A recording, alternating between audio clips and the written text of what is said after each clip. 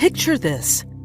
It's February 1999. Pluto has regained its status as the outermost planet in our solar system, and NASA just launched the comet probe Stardust, which would return the first extraterrestrial sample to Earth. Meanwhile, on Tuesday the 23rd, at the University of Stellenbosch in South Africa, postgraduate engineering students are about to watch the launch of their satellite, Sunsat-1, the very first to be designed and manufactured in continental Africa. Following this groundbreaking achievement, the space industry in Africa developed exponentially, with hundreds of millions of US dollars invested. More than 23 satellites were launched in the past 4 years alone, making 44 satellites at a grand total of over $4.5 billion. And according to the 2021 edition of the Africa Space Industry Annual Report, 125 new satellites are lined up for development in 23 African countries between now and 2025. To coordinate and manage Africa's growing space activities at a continental scale, the African Union eventually passed the 2017 African Space Agency Act. It remains the first and only legislation governing space activities in continental Africa and establishes the African Space Agency. The purpose of this agency is to lead, promote, and unify work in African space policy and strategy. It aims to support the African Union's Agenda 2063 for the socio-economic development of African countries by exploiting space technologies, applications for sustainable development, and citizen welfare improvement. The agency will be based in Egypt, who allocated 10 million US dollars in a bid granted by the African Union to host and establish these operations that are expected to be fully underway within the next few years. However, there are a number of challenges in the full implementation of this agency. Its status as an organ of the African Union Commission, rather than its own specialized agency with full political and financial autonomy, has caused some limitations. To overcome these obstacles and facilitate the growing space enterprise in Africa, increased national collaboration and independent capacity-building efforts will be vital. The African Space Agency Act does much more than establish the African Space Agency. It establishes a strongly planted foot in Africa's reach for the stars. It represents Africa's first practical step towards the advancement of their continent-wide space program and the peaceful, collaborated use of outer space. To learn more about the African Space Agency, head on over to spacetv.net for all the latest news. For Space TV News, I'm Deidre Ori.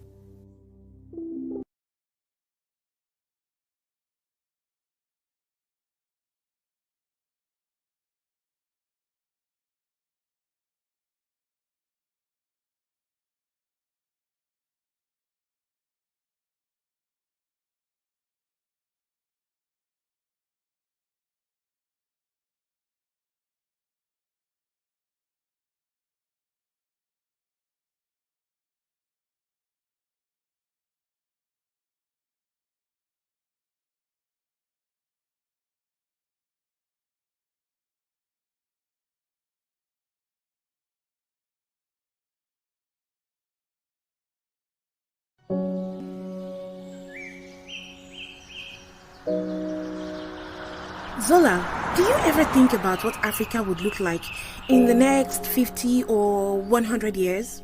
Africa? What's there to think about Africa? I mean, I'm here to figure out my life, not to talk of almighty Africa. Anyway, why do you ask? Well, given the situation of Africa in the past, and I wonder if things would get better by then. You know, I read in the news that in some part of Africa, people don't even have access to good schools, proper healthcare, and even basic amenities everyone should have. 50 years is a long time, but I believe things will be better then. Me too. You know, sometimes I just wish I had the power to change things. As African youth, we have the power to create the Africa we want. My goods have been there for over 5 months. I haven't been able to trade because they've shut down the borders. Wow, Charlie, you are still worried about your goods. My business has been shut down because of inadequate power supply. I wonder when we'll have steady power supply in this part of Africa, eh? I wonder too. It's just so annoying. We desire and demand an Africa that is peaceful and secure.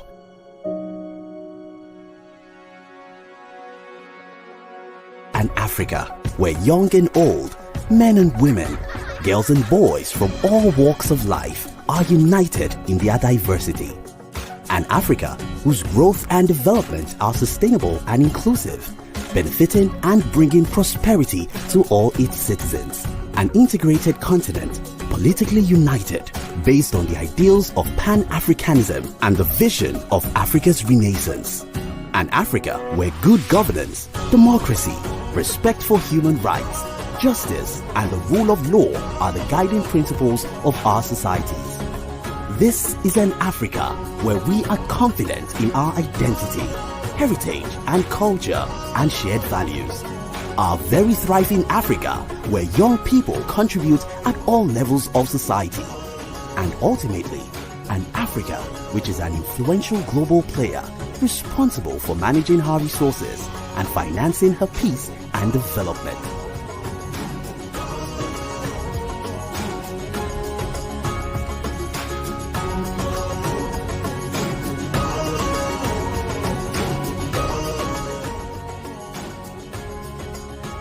Let us unite to build the Africa we want. Visit www.au.int to learn more.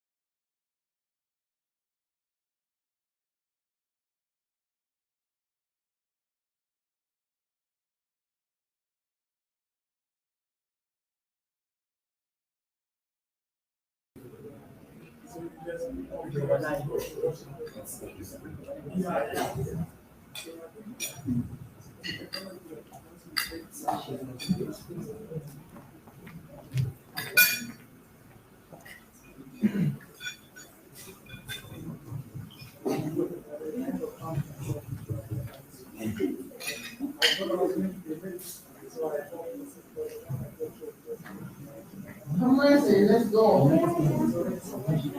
Give her an agenda, please. Give her a statement. But other persons not here, don't announce her.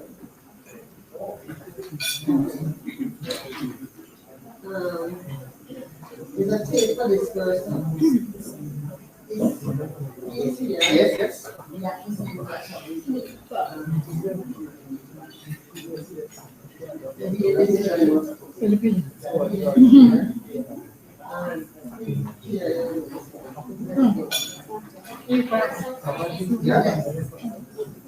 Let's start.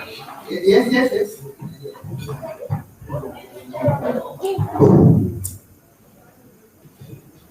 Okay, yes. I have.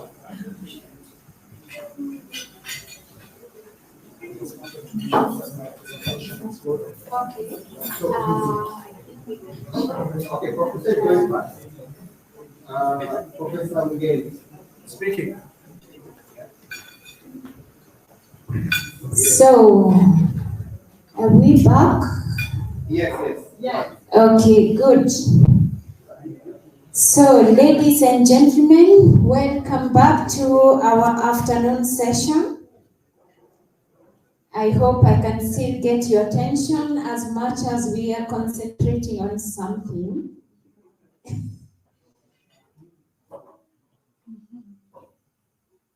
Kindly, let's get settled.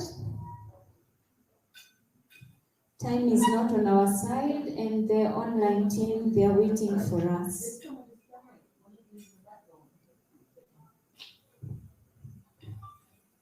Okay, we're gonna start with, Ms. Dion.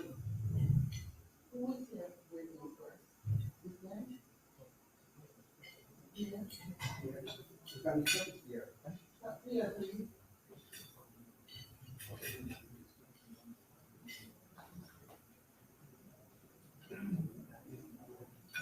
Here. Then here. Then Professor. We got two people here, right? Here and then here, then Professor. That's it. Professor. Here, then here. Professor has time to give anyone. There we go.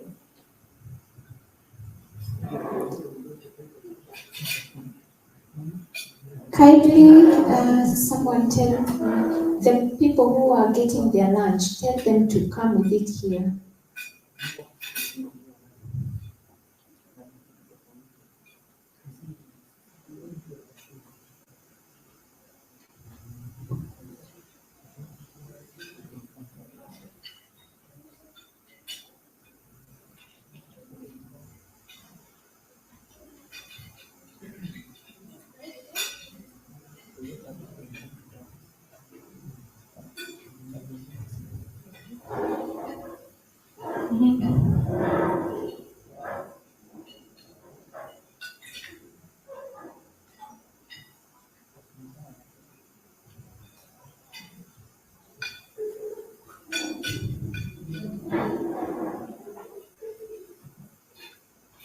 So welcome.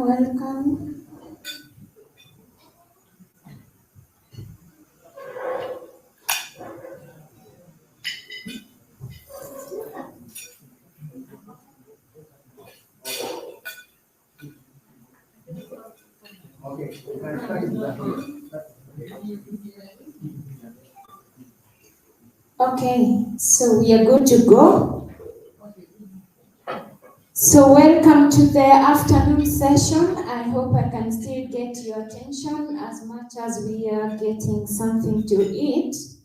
Yeah, so this is about STEM matters. That is science, technology, engineering, mathematics. Yeah, so we have our speakers who are ready. And I want to call upon Professor Mugendi. Yes, welcome. Sorry, Professor Mugendi, hold on. We have someone waiting online. That's Professor Pierre. Have I pronounced it correctly? Okay, most welcome. The floor is yours, and you can also help us with the pronunciation for the second name, please.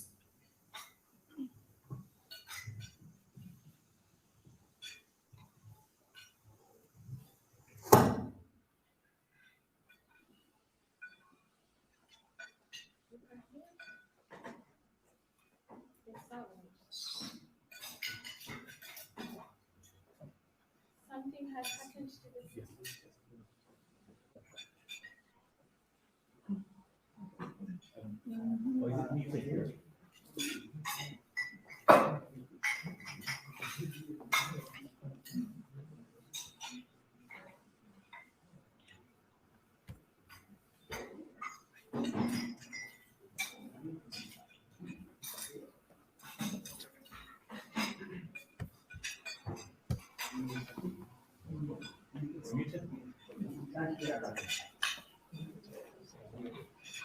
You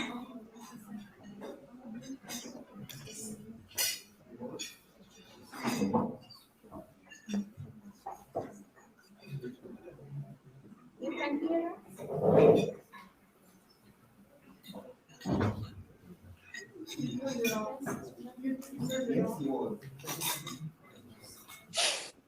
It's turned on, yeah?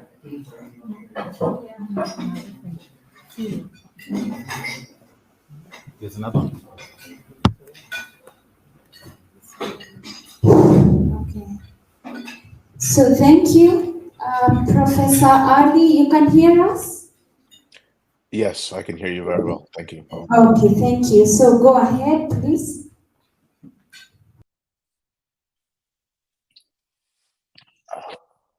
Thank you very much for your attention.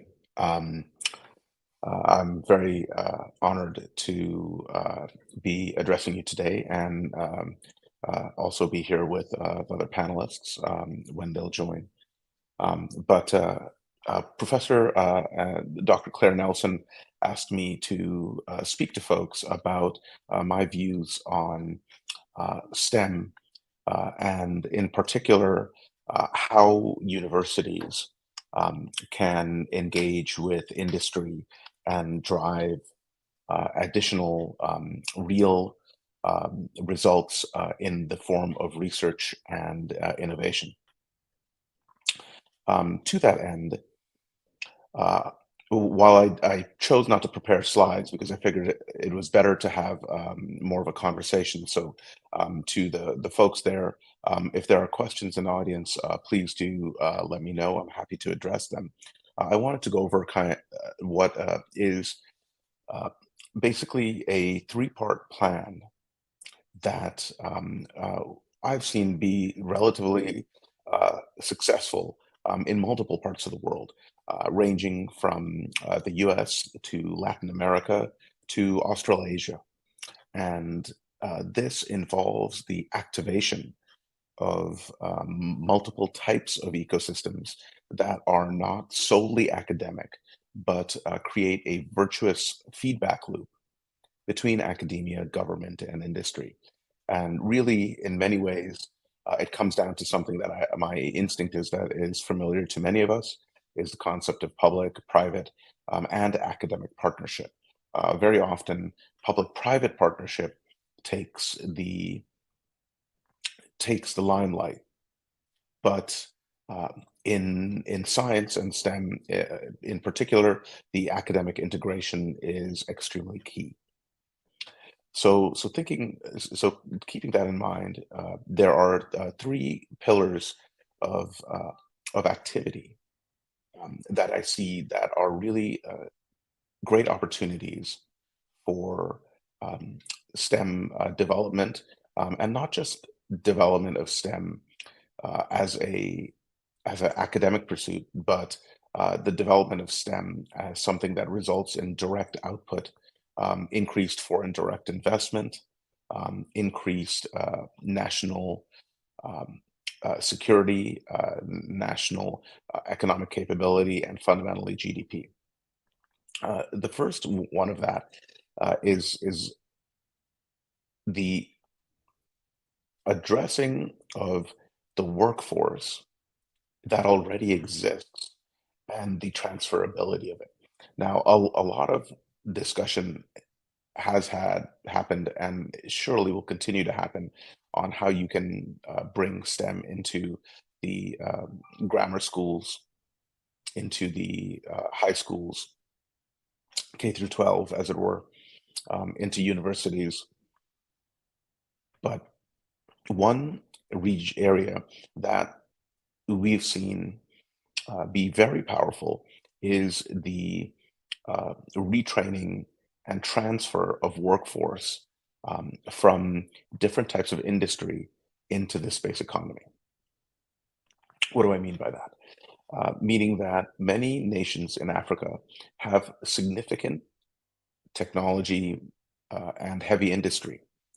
And while people there, those are not necessarily part of the space economy, those are parts of the economy that can directly be leveraged into the space economy. So what that does is that enables the presentation of a workforce to transnational corporations or to investment that wants to create local companies that is directly available and accessible and with relatively lower cost can be directly moved into the space economy. We've seen this happen already in New Zealand, for example, which, while in many ways is looked upon as a highly developed country, has historically been a low skill, low wage economy. And what we've seen happen is as the aerospace sector has grown, people have migrated with assistance in training through training programs, either at the corporations themselves, through the government, or special ones through the different academic institutions into the space economy. This has also begun to happen in parts of Latin America, in particular Chile and Brazil, as well as others where there are workforces in a variety of areas that can be moved into the space economy with a relatively small amount of retraining and re-education. This is highly cost effective for both governments and NGOs. And certainly there is the comment, well, that leaves a gap in those industries, but that can actually be useful for social mobility. A vacuum wants to be filled and creates a pressure, as we know from physics, and that works also in economics to a great extent. The second pillar I would recommend is the integration of university research and development with industry. This has been very effective in India and Southeast Asia, in other developing nations, where different corporations of varying sizes around the world can get a very significant benefit. Excuse me, I just need some water. Can get a very significant benefit from directly funding uh, research, innovation, and development, particularly into engineering departments, very often less so into fundamental research departments, and get significant outcomes from that at a very economical rate. Restructuring universities to enable that type of direct interaction can be very beneficial. Some challenges that universities often have in that regard are things like internal taxes. For example, many universities in the United States, when grants come in, tax uh, internally up to 50%. What does that mean? That means of the monies that come into the university, 50% go directly to the university overhead. After that, when university personnel and students are paid, there is still a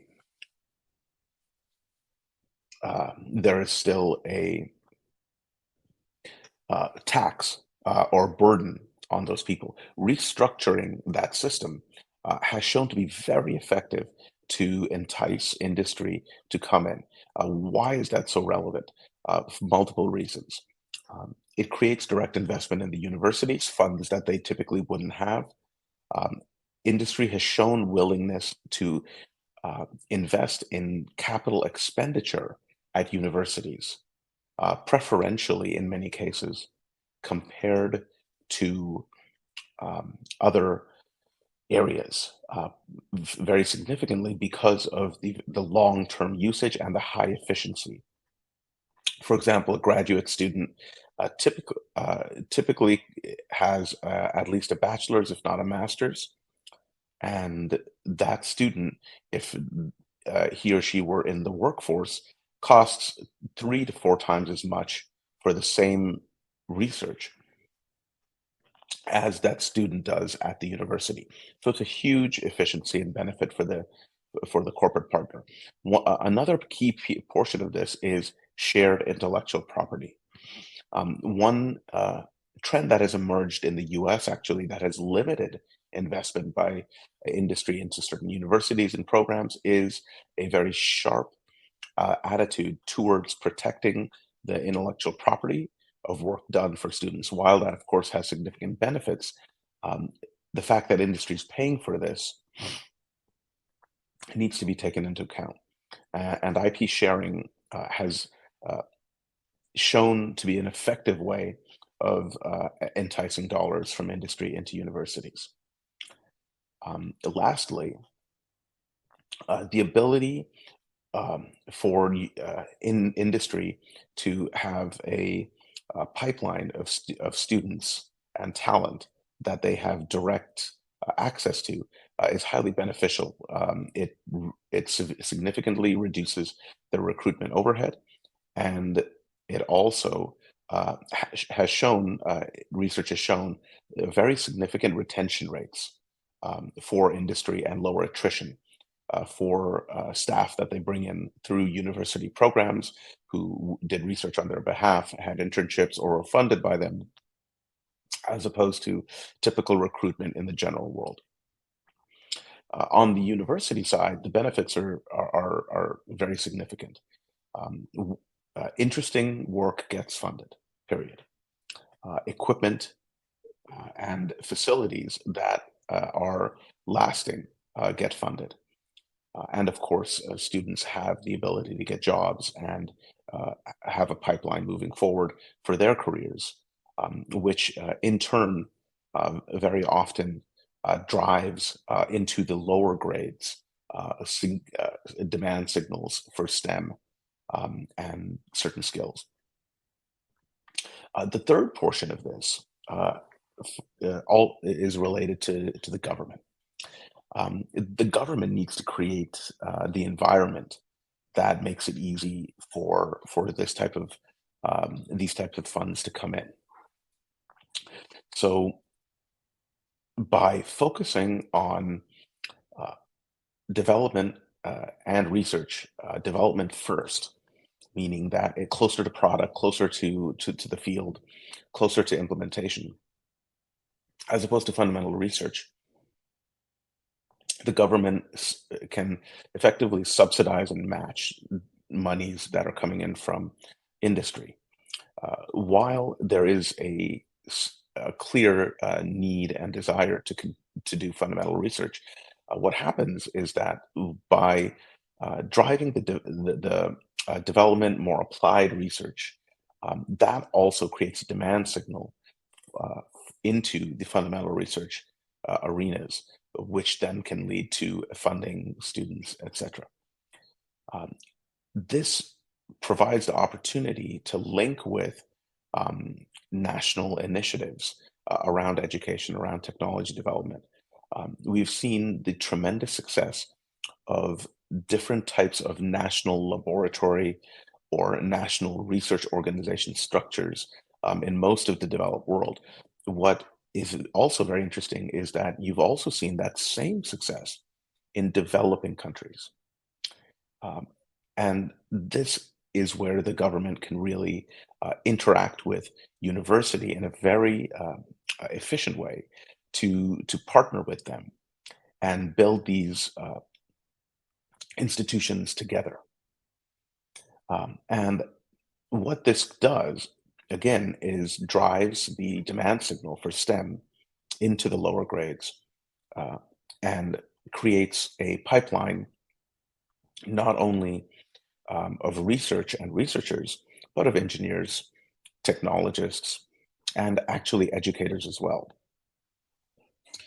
So moving forward, those are our three key recommendations I would make to the discussion here with my esteemed colleagues who are also going to be speaking. And what we can see through these this kind of trifecta of activities is that it creates a feedback loop, and this system Frank, very simply, is what has been responsible for the growth of Silicon Valley, for example, where you have three national labs, really, two top universities, and a variety of supporting universities that created much of the industry that is here. And as that industry grew, thanks to the wise investment by academia and government, that industry then fed back into government and academia with additional funds. And this cycle continues to this day. The work on generative AI, for example, in the San Francisco Bay Area and Silicon Valley, has been driven in many ways through this type of model. And we expect it to continue to do so across all fields, whether it's computer science, space, biology and biotechnology, aerospace engineering, or other fields such as resource extraction. So I'd like to stop there and offer a brief moment for any questions or comments. I understand that there are some challenges with the audio. I hope it's at a level that at least the folks in person can hear.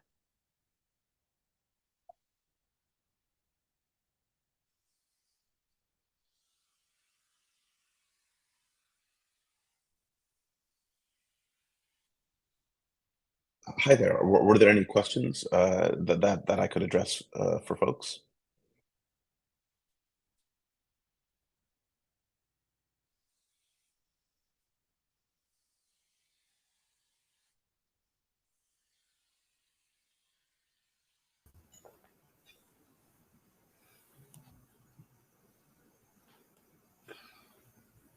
Professor Ali, are you able to hear us now? I can hear you. Were you able to hear me? Yes, yes, yes. So thank you for the presentation. I think we can take one question or two if there is any from the audience. Yes, there is a question.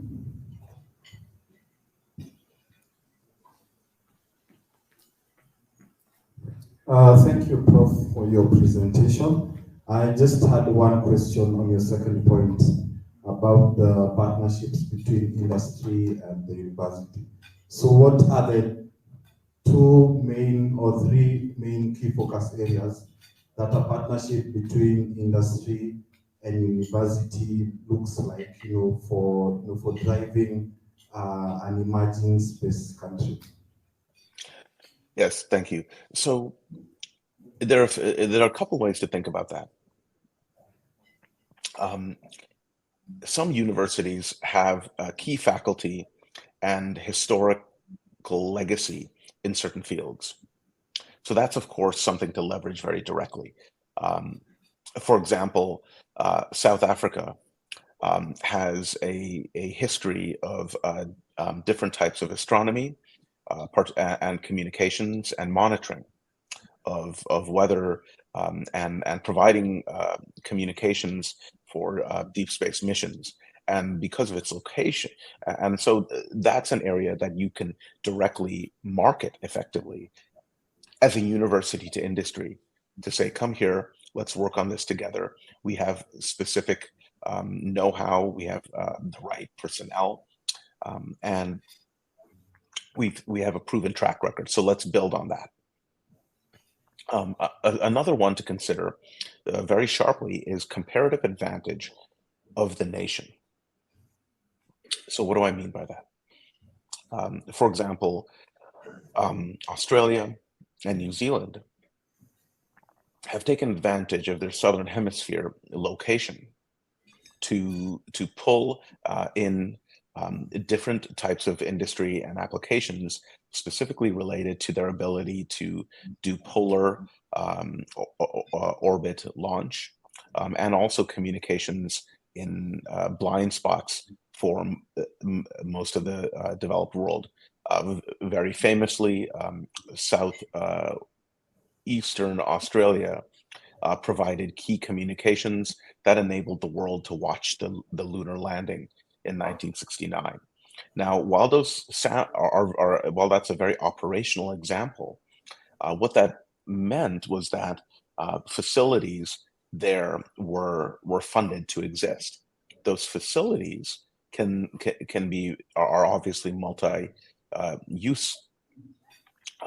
So when you're thinking about how to structure this, and specifically how to entice industry, you want to focus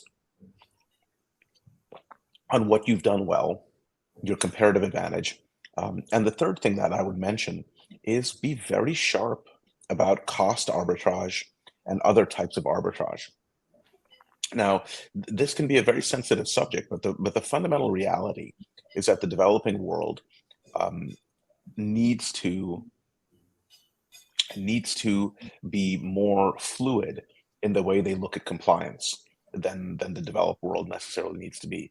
What do I mean by that? Well, the developed world had 200 years of industrial revolution. The developing world is still going through that in many ways. At the same time as it's dealing with the digital revolution, then in the IR 4.0 and the space economy. That's a lot of things happening at once. So for example, nations have gone to aerospace and said, look, you can't do certain types of flight test, certain types of launch test in your countries because of population densities, because of infrastructure that's threatened by accidents. Whereas we don't have that population density, don't have the same level of national infrastructure that's threatened. We can create corridors for experimentation. A great example is Kitty Hawk, which has now changed its name, but at the time was Kitty Hawk. These were flying cars and autonomous vehicles, airborne systems. Got 20,000 hours under wing in New Zealand before they came back to the US, even though they were a US company. And a lot of that work was in partnership with local universities. And employed a lot of graduates locally and helped activate the local aerospace ecosystem where they were doing the testing. So when you think about how you structure this, where do you focus? Pardon me. I focus on things you've done well and how to build on that. Think about your specific comparative advantage. And then third, think about how you can leverage your local rules, labor arbitrage, compliance arbitrage, and other types of possible arbitrage to help create these partnerships and create a win-win. If these companies want to come in and do different types of work, they should be required to employ local workforce. They should be required to have so many internships for students. They should be required to put certain amounts of their monies into university departments to do the development rather than keep that development back wherever they may originate. This is, of course, a point of negotiation and has to be done in a way that highlights your advantage. Pardon me. I hope that answers your question. Sorry. So there's another question. Yes, of course. Just kind of a follow-up to the previous question. So in the process of creating a case to have outside companies come into the country and work here, would you say that it's more beneficial to put all of that up front or wait till the interest comes in and then start the negotiation of like, okay, you have to do this for university or do this and do that? Or would you say in the initial stance, just lay everything out? This is a competitive marketplace, right? Universities and nations are competing for the monies from different research organizations because there's only a certain class of organization that can afford to do this. So I believe, and this is now very editorial, meaning this is very much my opinion, although it's based on experience, is that both countries and universities, countries and their universities, their educational systems of higher learning need to have a partnership and go to market effectively together. This is a marketing campaign, right? You're saying, come here. We have something you want. You have something we want. We can have an exchange that is beneficial to both of us. That's a business transaction. So I would recommend having a very business mindset. Do you want to give everything away? Certainly not. But in the beginning, that is. But at the same time, do you want to be clear, at least categorically, what the advantages are? Categorically, how you're going to work with them. I think you do need to do that because you're in a competition. Whether it's at a national level or in the U.S., there's a lot of competition. For example, between the states to bring different companies there, to bring different funds to their state-run universities. We have a very strong university system, but it's run at the state level, not at the national level. And so they compete with each other, and they go to companies and will try to poach companies from one to the other. There's no reason that Africa couldn't poach, couldn't go get and take a company and say, look, come here. Why go do your research in Inner Mongolia, for flight test, where we can also provide great access, and whereas we have countries that are easier to work with, we don't have government interference, where we have a higher level of international educated populations, and it can be advantageous to have such a significant English-speaking population. So putting that up front isn't going to hurt. But certainly you want to be careful about how you engage in terms of being clear about how far you're willing to go in terms of the benefits to that transnational corporation until you see some level of engagement. I hope that answers the question. I can always elaborate further. Thank you. So a round of applause for Adi.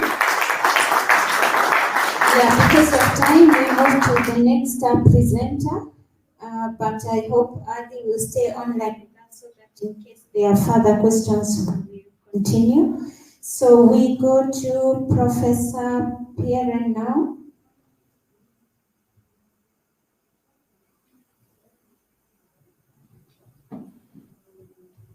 Oh, hi. Can you hear me? Yes, yes. We can hear you. Go on, please. Thank you very much. So, should I go ahead?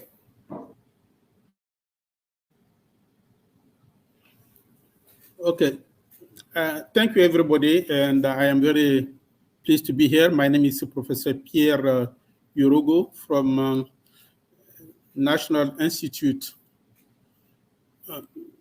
Polytechnic Institute of Fort-Boigny of Yamoussoukro, Côte d'Ivoire. I am the Deputy Director General of the Institute. My background is not space technology, but I do have a strong interest. And as a way of introduction, I will say that Côte d'Ivoire does not yet have a space agency, but we have a proposal at the government table to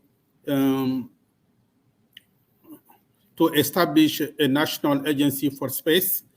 And my institute has been selected to develop the first Ivorian nano satellite and to launch it, and I am coordinating the project.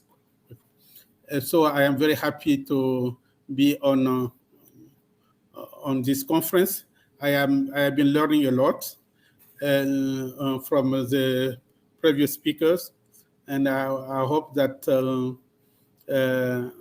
I will continue to learn all along the conference. I'm going to be not very long. I do not have a slide presentation, but I will be talking about from academic point of view. I will talk about the STEM education and STEM education with some application in Industry 4.0 and space technology, if it is okay. And my presentation will be structured as follows. As an introduction, I will talk about the changing social economic world and the need for STEM education. And I will then talk about what is STEM education, why it's important, how to approach it, and the need for new skill in advanced technology such as Industry 4.0 and space technology. Okay. I want to make sure that you still hear me properly. It's okay? Okay. By way of introduction, I would say that over the years, we have seen progress in economic growth through increased level of industrialization and the use of technology. We have also observed social progress in most countries. People's standard of living has increased considerably.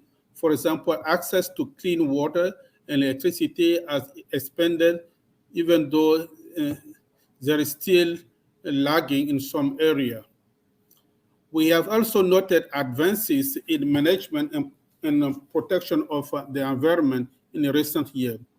Africa has benefited from those advances, but is still lagging in the scale of development indicators. Interestingly, the fastest growing economy in the world are in Africa.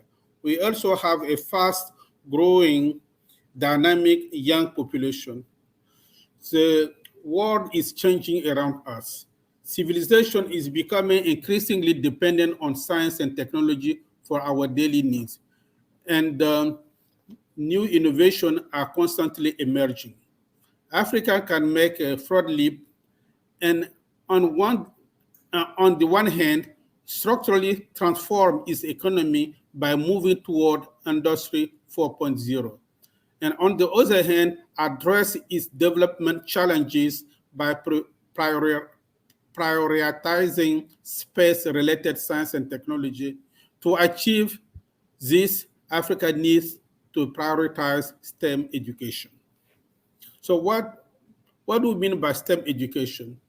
Well, I think most of you know it stands for science, technology, engineering, and mathematics. I think in the US they have add arts.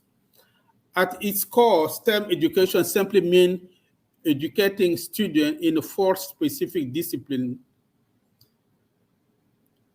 But rather than educating students in just one of these disciplines, STEM combine all 4 in interdisciplinary applied approach to better equip students for career and real-world application.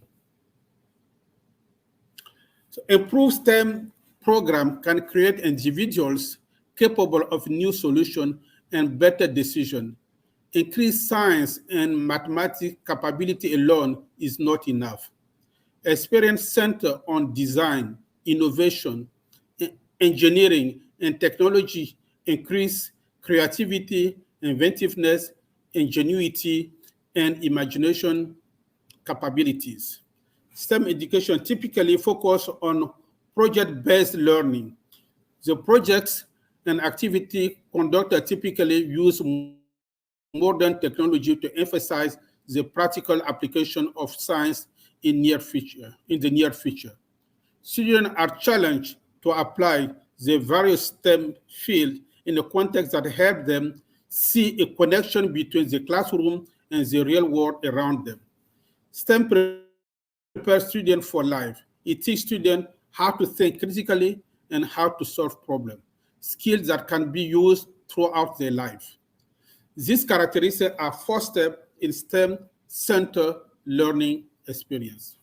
So why is STEM education so important? Graduates in science, technology, engineering, and mathematics are in high demand around the world, but often in short supply. According to the UNESCO Institute for Statistics, Students in Malaysia and Tunisia are among the most likely to study STEM subjects among all countries for which recent data were available. In Malaysia and Tunisia, the STEM students represent 43 to 20% of the student population in these countries. Other countries with a high proportion of STEM graduates include the United Arab Emirates, Germany, Belarus, and South Korea, all of which produce more than 30% of STEM graduates. In general, countries in the Arab world, Eastern Europe, and East Asia are more likely to produce higher proportion of STEM education than other countries. However, India, with its big population, I think about 1.4 billion, has the high proportion of students choosing STEM. Also, it is at 34%, but it produces the most graduates in the field overall. With the exception of Germany, Western Europe is not a STEM stronghold. Only 26% of graduates in the United Kingdom come from STEM field, as about 25% in France, 23% in Spain. Even fewer graduates in America, with a share of 19.6% in the US and about 17.5% in Brazil. STEM education is critical to meeting the need of a changing world. Millions of jobs, as I say, remain unfilled in the United States. According to the US Bureau of Labor Statistics, STEM-related occupations are projected to grow faster, over 10.5%, compared to 7.5% for non-STEM-related occupation between 2020 and 2030. So STEM education has become the foundation of engineering and science education. Many countries have tried to increase enrollment in STEM to support their key growth industries such as medical technology, digital services, mobility, or computer science. However, countries have had varying degree of success. The Asian target economies such as China, Malaysia, India, Singapore are focused on offering STEM programs in the institution in effort to build the economy. China in particular has seen a remarkable increase in number of STEM graduates over the past 3 decades. This has provided the country with an abundant science and technology workforce. According to the National Science Foundation in the US, 31% of Chinese bachelor degrees are in engineering. This is further evidence that STEM education is encouraged and valued. Forbes has also recognized that China's push for STEM education, for STEM educated human capital has led the country to become a world-class leader in emerging technological discipline and manufacturing innovation. This has increased its competitive and carved out a niche in a global market. Today, advances in science and technology are important drivers of economic performance and national ability to create, distribute, and use knowledge in science, technology, engineering, and mathematics. STEM has become a major source of competitive advantage, creating jobs, operating wealth, generating wealth, improving quality of life. Learning STEM is also important for students in their daily life in our contemporary world as new technology emerge in biomedicine, microfabrication, robotics, artificial intelligence. The ability to understand and apply data and develop solutions to complex problems are important life skills. So how do we approach STEM education? African education system continue to focus on too much on social science and humanities and lack in STEM. According to African Development Bank, less than 25% of African university students pursue STEM-related study, the majority of which are in social science and art. Over the past few years, Ghana education system has placed a significant emphasis on promoting science, technology, engineering, and mathematics education in the country. As part of this effort, new STEM schools have been established. This school provides students with a strong foundation for this critical field. In Cote d'Ivoire, admission to top engineering school is by competitive examination after 2 years of preparatory classes in science subject of mathematics, physics, chemistry, and biology. Typically, preparatory classes do not offer STEM teaching. Students, however, can participate in Fab Lab projects. This enables them to combine their science training with hands-on problem-solving experience. The big question is, how do we address our long-standing and deep-rooted educational challenge to effectively prepare our young population for career in science, technology, engineering, and mathematics? This enormous challenge will require solution at a multiple level. Broadly speaking, they can be summarized as follows: improving our STEM learning result. By doing what? By providing contextually relevant digital STEM content and building teacher capacity across Africa. For instance, space has the capacity to influence and encourage an interdisciplinary approach to STEM education. Space is seen as a contemporary and exciting context for science learning, which serve as a motivation for STEM education. Space-based activity can enhance STEM education. The world, as I say, is changing around us. Okay. Among the many fascinating challenges facing Africa today, the biggest and perhaps the most important is to understand and make sense and make use of the new technological revolution in space technology and the fourth industrial revolution. It is a fact that Africa has been left behind in the industrial revolution of the past. Will this time be different? We are now talking about the fourth industrial revolution. What can be done to unleash the potential of the fourth industrial revolution for the benefit of Africa? Industry 4.0 can be defined as the integration of intelligent digital technology into manufacturing and industrial process. Essentially, it builds on all existing technology with a new digital tools such as digitization, artificial intelligence, robotics, 3D printing, blockchain, cloud computing, Internet of Things, and advanced wireless technology, virtual reality, big data, and others. The Industry 4.0 is characterized by the blurring of a boundary between biological, physical, and digital domain.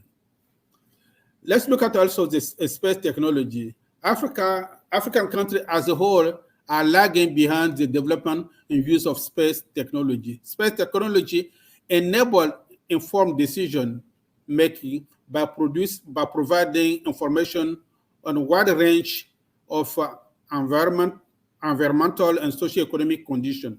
For example, satellite data on climate pattern can inform sustainable agricultural strategies, while urban development data can guide effective urban planning. According to the United Nations, space technology is essential for achieving sustainable development goals. In advanced economy, Earth observation satellites are used as a real tool to manage sustainable development. African countries are lagging in developing and using space technology. For most of these countries, space agencies are still very limited in their activity, and none of them currently has its own capability to launch a satellite. Students and faculty from a few African universities with the help of outside experts have built and launched nanosatellites into orbit.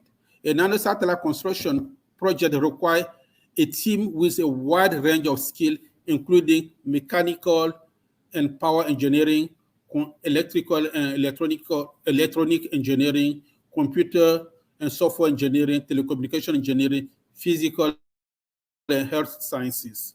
Okay. So we see that STEM education is essential because all those skills are within STEM education. So STEM education is essential if African countries want to achieve the sustainable goal. STEM education will enable this country to develop skills needed to keep pace with technological advance and harness Industry 4.0 and space technology for their own development. I'll stop here, and if there is some other question, as you can see, I am more academic than industry-oriented person. Thank you. Presentation. A round of applause for Professor. Maybe we can take one or two questions from the audience. Thank you for the talk about the role of STEM in ensuring this quality education, and we have one question.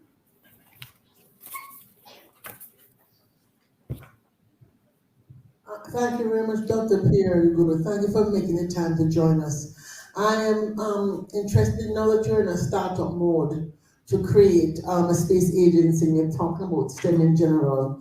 How is the university developing the curriculum for the teachers who are going to teach the K through 12?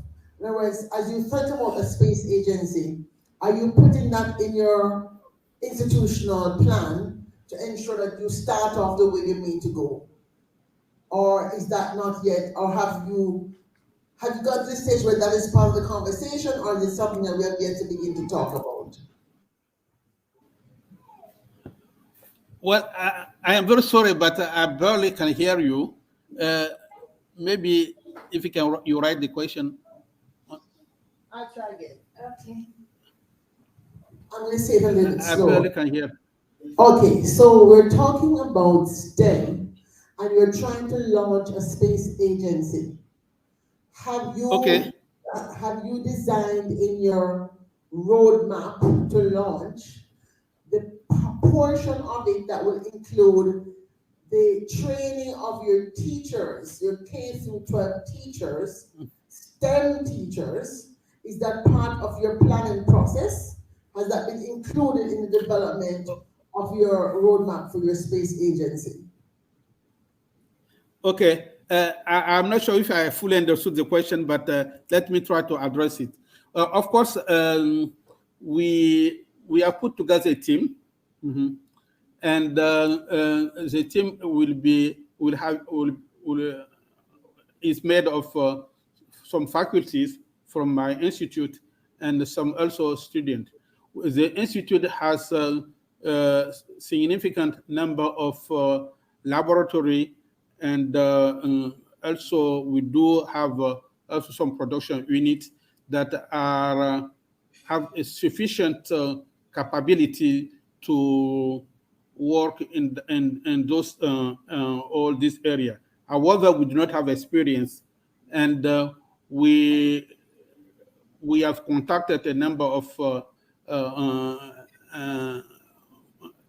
external partners, technical partners, to accompany us in this process.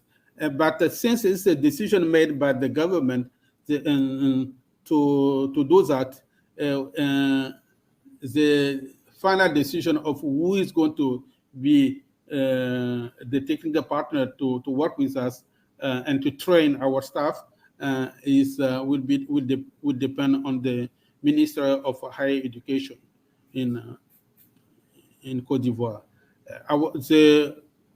We have had the first round of discussion, and right now we have a draft proposal that we are going to submit maybe next week, and then from there we can see the decision that can be made. What I want to add is that I said that the STEM education is not something that is structured in our education system here. We do have preparatory schools here that focus on science and technology for 2 years before entering engineering school, and the preparation is excellent, but still focus on individual subjects. And recently, I think since last year, we have tried to get some of the students, but it's on voluntary basis, to get into the Fab Lab. We do have several Fab Labs on campus, and we also have some incubators to get into that, and also add the practical experience. But since most of the students now focus on what is required to take the examination, because they take examination for engineering school in France and Cote d'Ivoire. So they focus on that. Many of them do not really spend time on those Fab Labs, but very few do. Okay. So I would say that right now we are not well prepared, but the decision is being made so that the focus will change. Okay, thank you. Maybe I could also, okay, there is another question.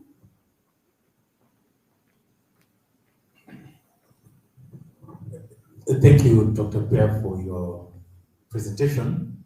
I hope you can hear me. Yeah. Okay, my question is, you talked about the numbers are quite low when it comes to those students who are taking STEM or who are following the STEM path. But what happens with your graduates? The graduates from all those STEM programs, have they all been absorbed by the job market, or are there many who are still hanging around waiting for job opportunities?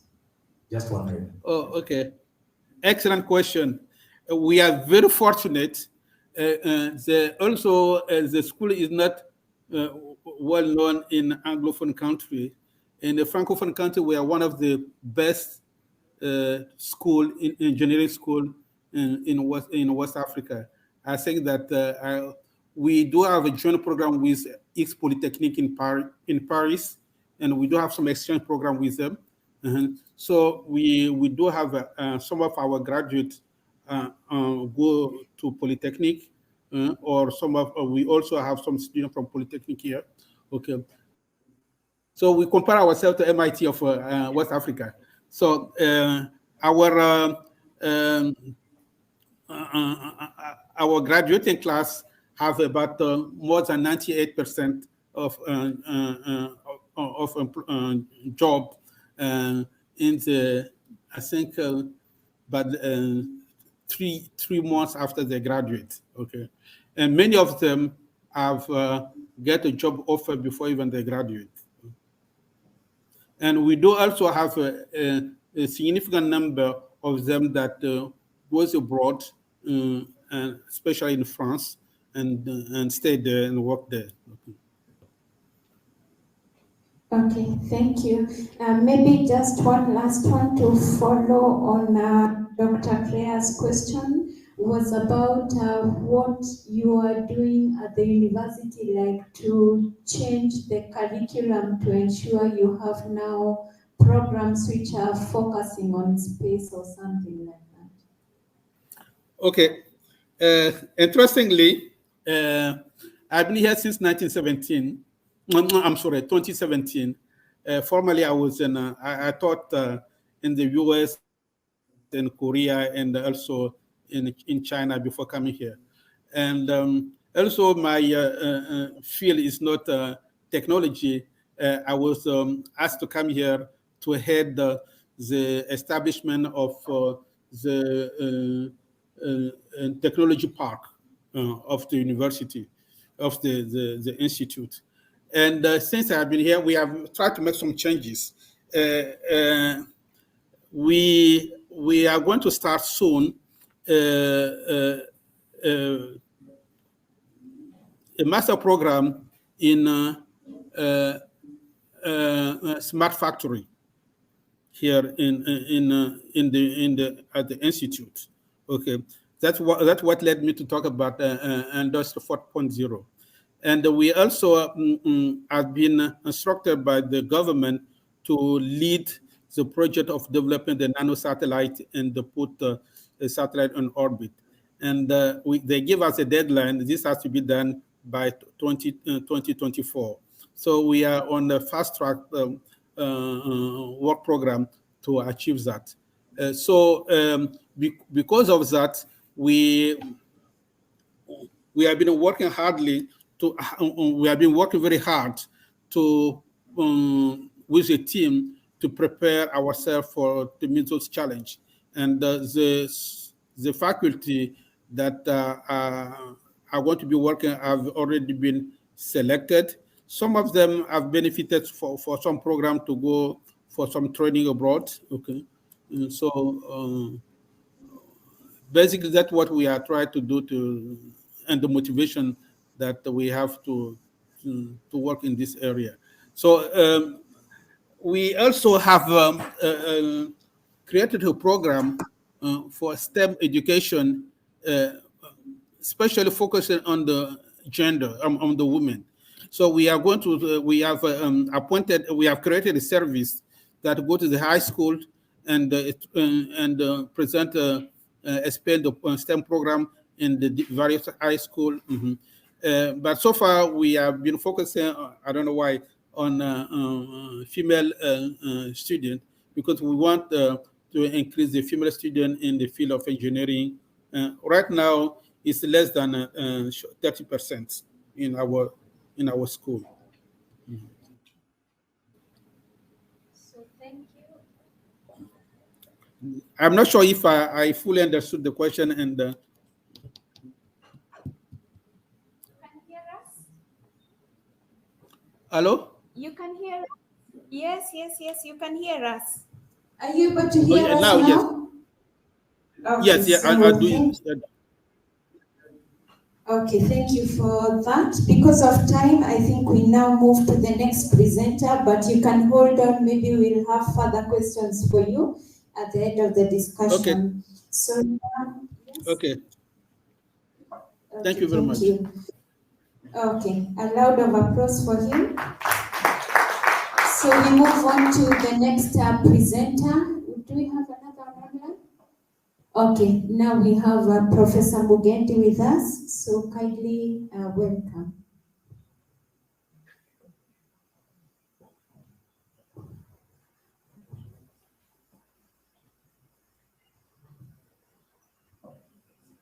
Okay, so we can present the slide.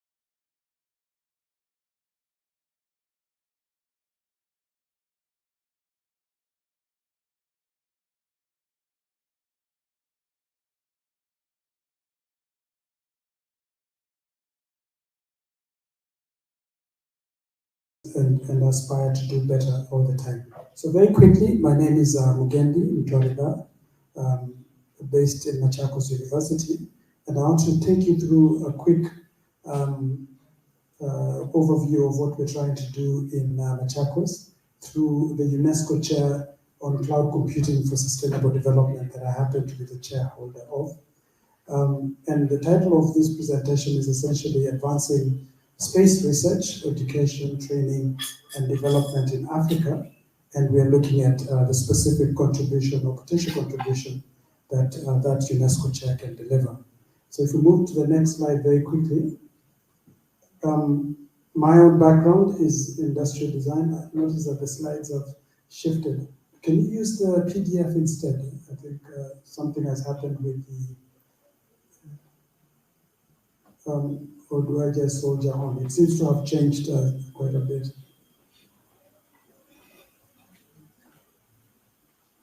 Okay, so while he does that, this chair was actually launched just last month on the 14th of June. We were granted the chair by the UNESCO office in December last year, and so it's relatively new. I think that's better. Thank you. Let's try again. Okay, so as I mentioned, my background is industrial design, and the UNESCO chair that we have at Machakos University is a transdisciplinary design-led chair. What that means is we have a team of people, including myself, from a diverse background. Some of them are technical experts in cloud computing and ICT. Others are fans and enthusiasts like myself, but all of us are together trying to see how cloud computing could actually contribute towards the achievement of the United Nations Sustainable Development Goals. So if we move to the next slide, we know the 17 goals. Number 17 is part of the reason why we're here, which is the one around international partnerships to achieve the goals. If we move to the next slide. Without getting into all the details, this is what this UNESCO chair is meant to achieve. But essentially, it's meant to help contribute to the improvement of people's quality of life. I'm just going to keep moving so that I can get to a point where we have an interaction. Now we have,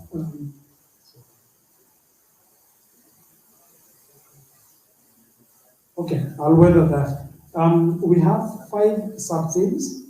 The first one is on agriculture and food security, and it touches on a number of SDGs. So you'll see that SDG number 2 is listed there, which is life on land, or life, and then you have health and well-being, which is associated with SDG number 3, which touches on those subjects.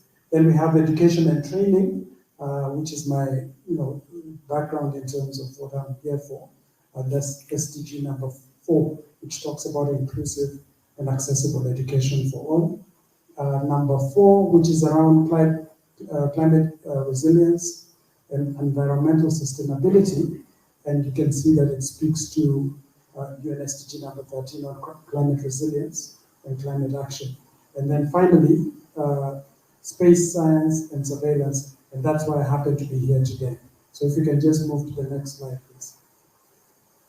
So within the cloud computing for agriculture and food security theme or focus area, we're trying to see how we can use big data to address the problem of food security. We are in an arid and semi-arid area, which is where Machakos is. And so the focus for us is to contribute towards zero hunger, which would definitely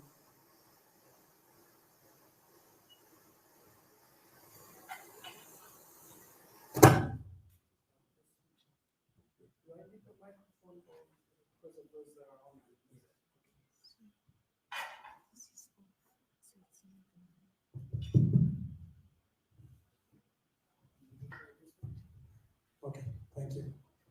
Let's press on. So then we have integrated and collaborative agricultural services, as well as using cloud computing for livestock surveillance. Now, what happens is if you look at the way animals move across some of the arid and semi-arid areas, many of you have even met cattle in the middle of Nairobi, and you know what happens when one part of the country dries out and the pastures, some of our nomadic communities like our Maasai brothers and sisters, they move where there's grazing pastures. So this application is going to also touch on giving us big data so that we can actually monitor and map those migrations. But more importantly, it also offers predictive models so that you're able to advise where there's good pasture and also mitigate human and animal conflict. Next slide. The next sub-theme is around cloud computing for health and well-being. And here we're looking at how health information management systems can be integrated. We'll move into the next one. The third is around cloud computing for education and training. I mentioned that this is the area that most of my working hours are spent in. So we're looking at appropriate educational technology, looking at massive open online courses known as MOOCs, as well as open distance and electronic learning, or ODEL, or e-learning. The next one, and that's now around cloud computing for climate resilience and environmental sustainability. This is a big one because we know what climate change is impacting every single person. And some of the countries in developing parts of the world actually suffer disproportionately, despite not having contributed to the challenges that we experience. So we'll be using big data again to monitor those patterns, trying to integrate different climate partners in the process. And then if I can get to the final sub-theme or focus area, which is what has brought me here for today's conversation. So this is the one on cloud computing for space science and surveillance. And this one I'll slow down just a bit now because we're going to be discussing this in more detail. So the first one is Machakos University, in partnership with the University of Nairobi, as well as the Kenya Space Agency and other partners, has actually contributed to a joint project on developing nano satellite or nanocube satellites. And these have already been launched in space. And we're using them to monitor a number of issues. The second of the something is around space debris observation, mitigation, and remediation. Then aerospace systems, remote sensing, and wildlife surveillance and monitoring. Now, the one on wildlife monitoring and surveillance, which is in the next slide, the acronym we've given it is SIMBA. And SIMBA really just means a system for improved monitoring of the behavior of animals. Kenya, being a nation that depends heavily on tourism, we found in partnership with the Kenya Wildlife Services, we are actually looking at ways to help monitor the migration of wildlife. And also that data informs tourism management, but also it informs environmental stewardship and allied concerns. As indicated there, you'd see that we used a WildTrack cube satellite. And if we move to the next slide quickly, and what I wanted to mention is that this same project also is in partnership with the Italian Space Agency, as well as a number of other actors, including the Sapienza University of Rome, which is one of our partners. So that's just a graphic image to show how we monitor the animals as they migrate from place to place and how we share that data with the different actors. Next slide, please. So that's just images of the Nano Cube. It was launched on the 22nd of March 2021. And we're looking at how this data can help in decision making to reduce the conflict between animals and humans. Next slide. Yes. And there's another project that we're looking on, and now it's known as Baridi Sana, and it's a cooling system for international satellites, and it's ongoing, and our university is looking at how they can actually come up with a system that cools satellites when they're extremely high up in space. And we'll be reporting on some of those. The ordinary liquid cooling system is what we're trying to improve on. And the School of Technology and Engineering is the one that is leading this process. And then I think that's where I'd like to end with maybe the one or two more slides. Yeah, that's just a technical flow diagram. So thank you very much. I'd like to stop there for now, But I also wanted to maybe just make a few of the cuff remarks. One, the current administration speaks about BETA, or the bottom-up economic transformation agenda. And one of the areas in which the government is supporting research and development is in the digital economy and creative industries. So when we speak about STEM, maybe one of the things I'd like to challenge, and I think Pierre spoke about that when he said STEAM, it's a multidisciplinary approach that needs to factor in all kinds of disciplines, but essentially it's driven by STEM. STEM are the key, is a key driver, but also supported by any other of those professions that are working in that space.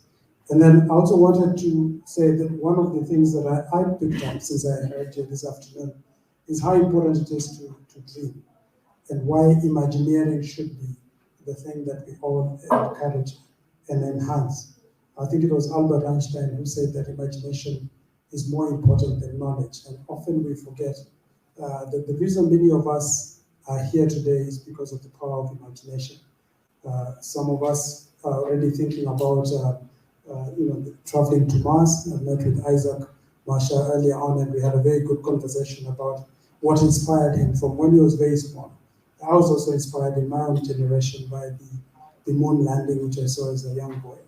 And the power of imagination is something that we need to tap into in what I'm calling Imagineering, so that we can actually advance this agenda. And I think STEM-related subjects can be the fuel that gets us there, but imagination is going to make sure that we land there as a human race, so that we can actually advance the concerns we have on this planet while we explore what happens in other worlds. So with those few remarks, I'll be open to maybe one or two questions before I take my seat. Thank you. So thank you very much for that insightful presentation, breaking it down to something that we can relate to. So because of time, I didn't want to take the question, but we will be talking to him as we do the tea, please, because of time. Yes, so let's have the next presenter. Thank you very much. A round of applause for him. Yes, so now we have Dr. Jacob. The next presenter who is online. We're 15 minutes behind time when the panelists are waiting for the next one. So, Dr. Ambassador is more than able. Hi, everybody. Today was a little bit discombobulated, but we're going to catch up. So, we have had a really great session. We weren't able to have a conversation following up on Professor Zahir Ali, who is at Arizona Thunderbird, Professor Mugende Kanapulu, who is here at Machakos, and Professor Pierre Yurungu. But as I listened to them, I thought that certainly there's a lot that could be learned from the experience of other universities, such as All Nations is here, but Dr. Damoa, who was instrumental in getting Ghana launched, certainly Professor Pierre could learn a lot from him. And Zahir Ali over in ASU has a lot of also connections. So I believe that as we're looking at developing curriculum and beginning this cross-Trans-Africa sharing, one of the people who have asked to be on the call tomorrow, he runs the Africa Engineering Education Association.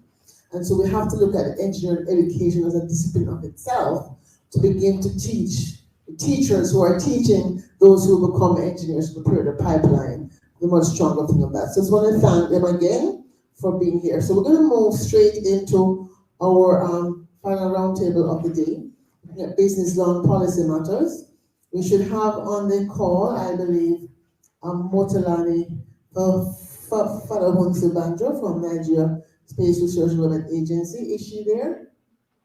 Excellent. We have Clarice Wambua, who is here in Nairobi. We should have Selena Hayes. Is she there? Selena Hayes. Is she there, Dave? Okay, and we have Chet Bolden and Michelle Hanson. Okay, fantastic. So everybody is here. You have mostly an online panel, and it's a free for all. You're all lawyers and business people, so I'm sure you'll be happy, Ambassador, to be with them. You want to stand here so you can see them. You can see them there as well. So I turn it over to Ambassador Bella Omina, who will be supporting the project as the CEO. Thank you. Good afternoon, everyone. I know it's been a long day. We're close to the end of the day. It's been exciting. Can you hear me? Can the panelists hear me? Okay, great. I think since you have all been introduced by Claire, we will, let's see, we'll go in order as it appears on the program. I hope you have the program in front of you, but if you don't, I will lead you through it. So we will start with Selina Hayes, who is from the Hayes Group. Would you like to go ahead, Selina? Sure. Welcome, everyone, and to those in Nairobi. I do wish I could be in Kenya right now, but I'm here in Washington, D.C. I'm Selina Hayes, CEO of Hayes Group. Most of my career has been in and around the continent of Africa. I primarily focus on Nigeria, Kenya, and Congo. Spent a lot of time in Nigeria. But most recently, probably in the last 8 or 9 years, have had a focus on space from an Earth observation perspective. And I will be, as we get into the discussion, we'll be talking about some of the business and industry opportunities, and then also some of the governance issues that could maybe help some of those business opportunities as we move through the discussion. So over to the next speaker. Selina, I think you can go ahead and give your presentation. Oh, okay. I'm sorry. I misunderstood. So I will. I'm going to be coming from this discussion from a business standpoint. So one of the, as we've been talking about space in Africa, one of the policy aspects that I think that we need to consider is the overall governance. So what is the framework that's needed to have a successful space industry on the continent? And so that means not only from an Africa perspective, but also from other countries and international partners. And so one of the things, one of the questions that's very provocative right now within the space discussion is, you know, who owns space? What does space mean to each of us as individuals, and then as a country, or you know, as a region? And we come up with different answers. And so it's important to, I think, establish what are the overall rules of engagement as we look at space. Is it going to be different for certain countries? Is it going to be different for businesses? We're seeing now that the commercial space industry is really taking charge as we expand out into space. But then we're also seeing how certain countries are putting regulations in place on what can be done around space technology. You know, who is allowed to do what? We're seeing this with, you know, the Artemis Accords. Like, so what does it mean to sign on to the Artemis Accords? What does it mean for an African country, you know, to sign on to one certain set of rules versus another? So those are some of the overall governance issues that I think as we move forward need to be hashed out, because it's really going to affect those of us in the business of space. So what are those rules in place? And as we look to expand out the African space industry, and I've heard some of the discussions from the previous panelists, and the last panelist was talking about the SDG goals and some of the applications of space-based technology, especially around wildlife monitoring, and we can talk about agriculture and climate, which I like to say, what is space-based technology solving for? What is the X? And there's multiple different things it can solve for. However, as we look to expand out the space-based technology in Africa, we have to start considering the infrastructure that needs to be in place. So as we talk about Earth observation and all the wonderful things that data can do, in order to get access to that data, you need the data centers, the high performance compute, you need the data analysts in place, you need to have the power and the cooling to run the data centers. So often we forget to talk about the whole tale of the space business and what's required for it to be successful. So as we move forward in this discussion, and thank you, Dr. Nelson, for putting this together, as I like to say, as sexy as space is, and the idea of going, to the moon or to Mars, or, to building a spaceport, or to gaining access to, this great data of remote sensing, I ask that within our discussion that we consider all of the back end requirements to make all of that happen, to make a successful space industry occur. And the last thing I'll mention in my presentation is, as for someone in business and in the space industry, and coming from a United States perspective, often there are legacy regulations in place that were consistent with maybe a space industry from 20 years ago.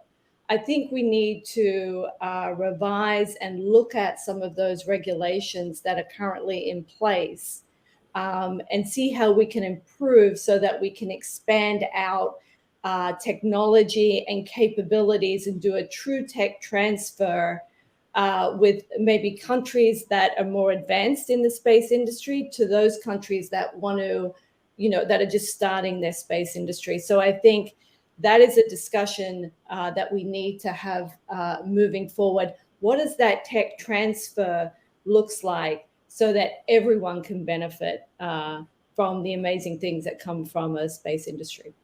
I'll leave it at that. Thank you. Thank you. Yes, can we give a heartier round of applause for that, please? Thank you. I'll move on to the next speaker, because in the interest of time, we will go through this rather quickly. So, Brother Hunsi, Motabani, I'm sorry if I am mispronouncing your name, but I'm doing the best that I can. Go ahead.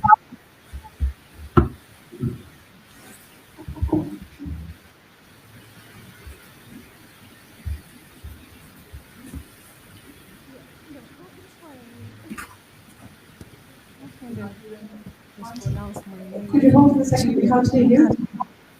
Can you hear me, please? Yes, now we can. Thank you. Okay. I said it's okay to mispronounce my name, because even here in Nigeria, so many people mispronounce my name, so it's okay. So my name is Fada Onsibanjo Mutolani Deborah. I'm an assistant director here in the Nigerian South Space Agency, which is a national space research and development agency, and currently in charge of MOUs and programs. So basically, I liaise and negotiate and supervise the drafting of agreements with organizations and individuals, both within Nigeria and outside Nigeria. Basically, as a lawyer, my background has been in space, cyber, telecommunications law, and also air law. So this afternoon I have a presentation. Unfortunately, I couldn't get my slides, over to the organizers. So I'm just going to, make the presentations and I would, look through the slides here. So the title of my presentation basically is Building Foundational Capacity in Space Law and Policy.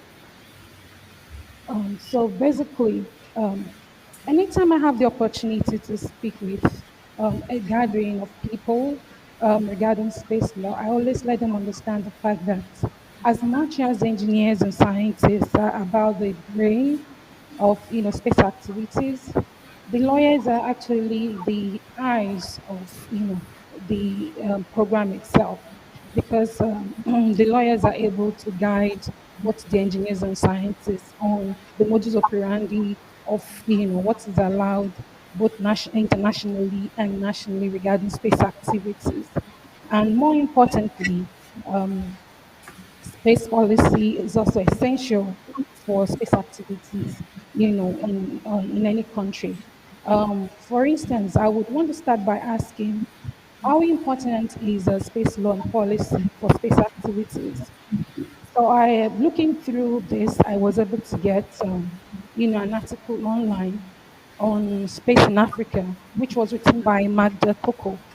She was able to encapsulate the essence of space policy, which basically ensures that the space activities of a country is structured in such a way as to prioritize their objectives in order to enhance all the benefits, accruing from space activities towards socio-economic development, and at the same time ensuring that there is no duplicity of efforts and waste of resources amongst agencies within a country.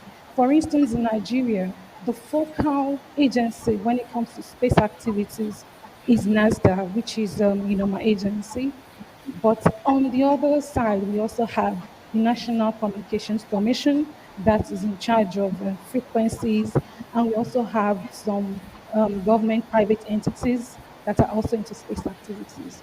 So if there is no policy to coagulate and also formulate and structure space activities and the objectives and how things are done, there's a likelihood that there would be a duplicity of efforts, by all these agencies. So because of that, it becomes imperative for, space policy to be put in place even before the space activity starts in itself.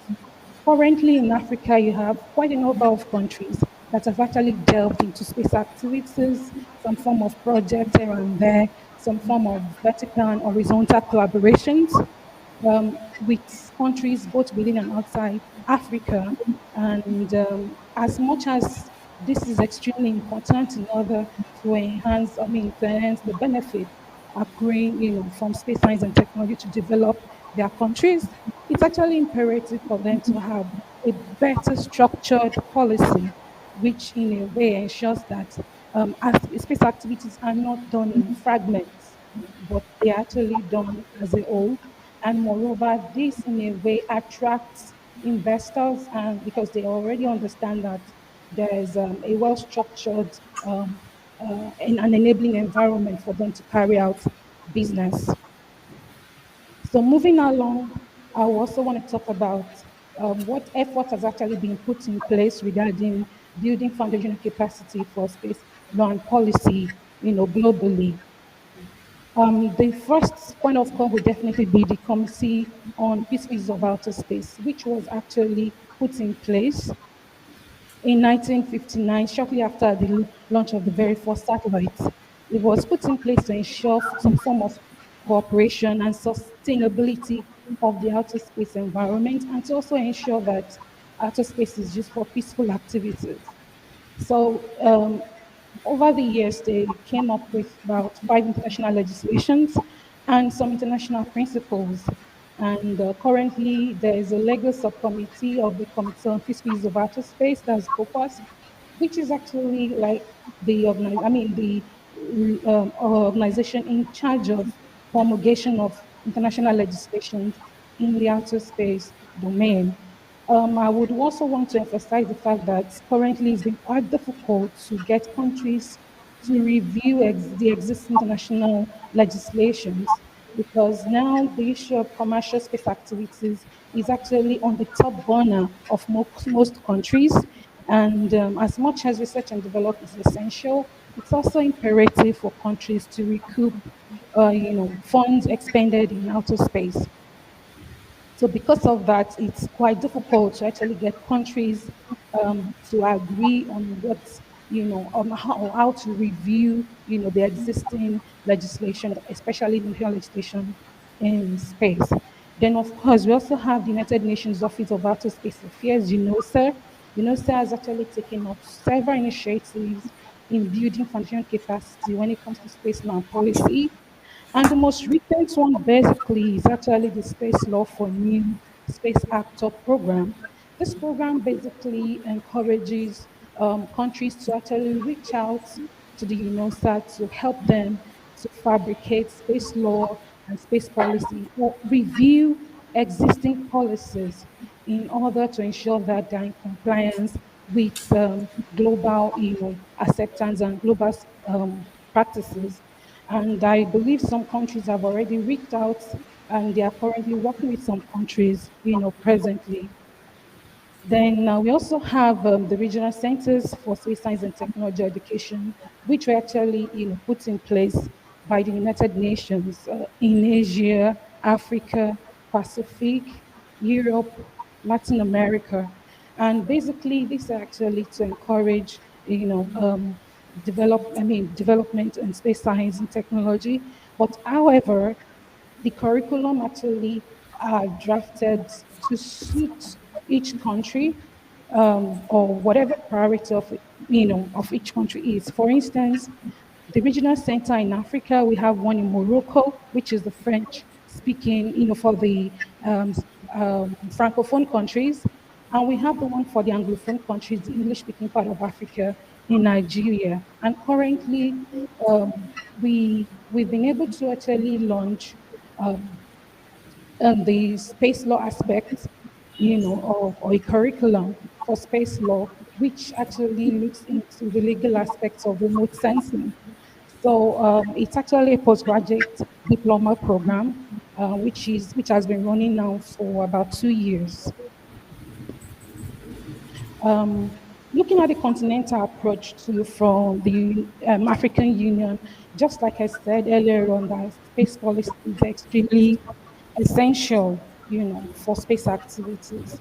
The African Space Agency, which was launched very recently, they were already working on a space policy even before the agency came into existence, because they actually understand the importance of space policy when it comes to space activities.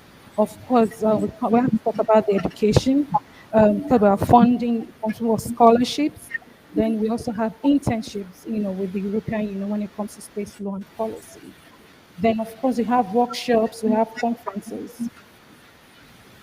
Okay, so this is just I was able to do like a kind of personal graph regarding countries in Africa who have actually signed some form of legislation, space legislation or another.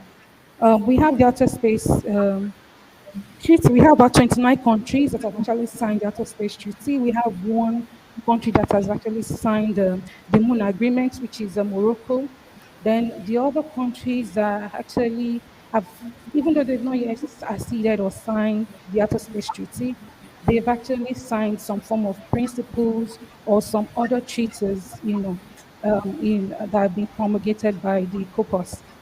And then also, when I also looked at the countries in Africa who already have some form of space law and policy going on, I realized that very few countries actually have, space law and policy. I can say categorically, but I'm not. I stand to be corrected.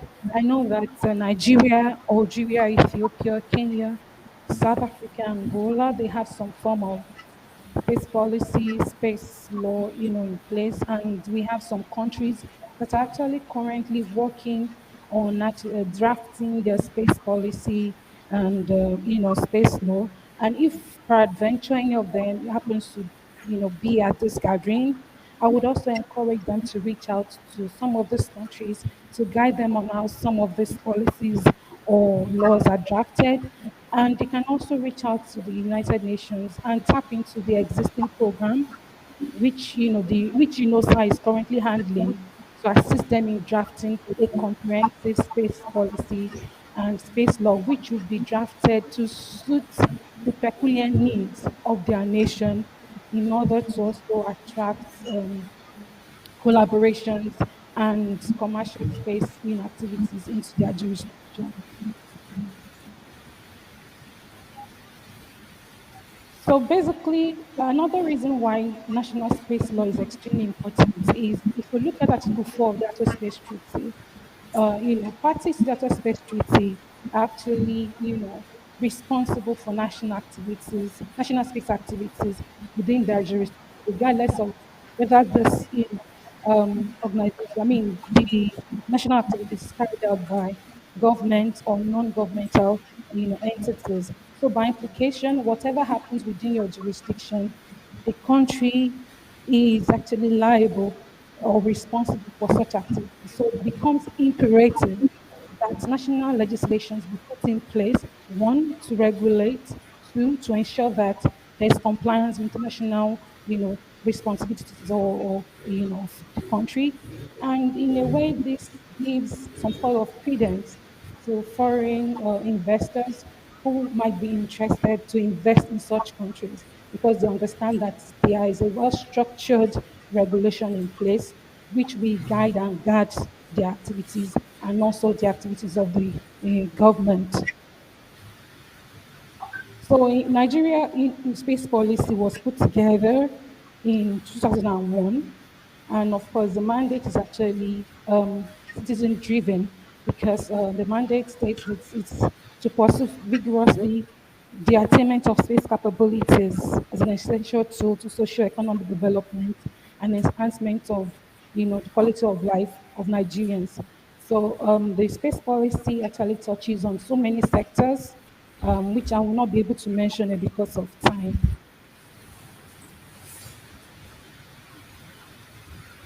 So another way, I'm using Nigeria as a case study now. So some of the ways in which we've been able to build capacity, and we're still trying to build capacity, is the fact that one, in 2010, we're able to promulgate an act, which is the National Space Research and Development Agency Act, which is currently under review.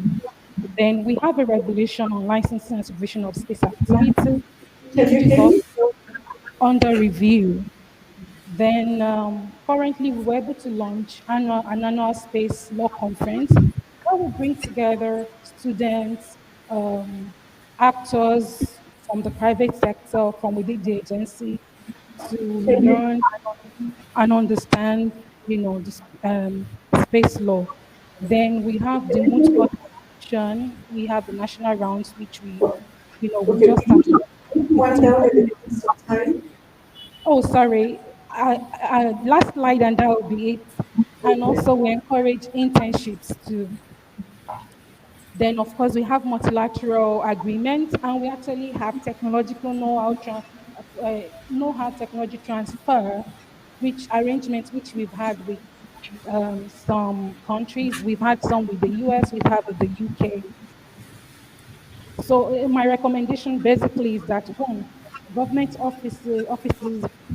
government officials in the space industry and lawyers, engineers, and scientists should be trained in space law to understand, the detail, the nitty-gritties of, what it entails. This is not actually restricted to just the lawyers.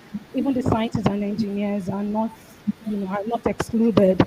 Then participation at conferences, workshops, and global discussions is extremely essential because, there are so many new areas in the space sector that are springing up. We don't have to wait for to get the crumbs. We should actually be hands-on to actually participate and learn and understand what is happening. Then we have sensitization. We have to engage non-government entities for them to understand the intricacies of a space law and policy. Then we also encourage, I also encourage even more internships. Thank you. Thank you very much for that very detailed and insightful presentation. It goes to show that we need a lot more effort put into this, especially in the legal area. We will now move on to Clarice from World. Can you keep it to about 5 to 8 minutes in the interest of time? Clarice, we'd ask you to go ahead. So, your partner in environmental law. Go ahead. Good afternoon. Thank you very much. I hope you can hear me. Good afternoon, everyone. I'm Clarice Wambua. I'm an environmental lawyer based in Nairobi. Also work in pro bono and human rights. I currently work at Cliff Decker Hoffmeyer, which is a law firm with offices in Nairobi and South Africa. And I also teach law at the University of Nairobi. So building on the discussion from the two speakers who've come before me, I would like to say a few things about the role of law in turning the dream of access to space for all to reality. And for me, I think I'll look at this issue as being one of a difference in the environment before and now.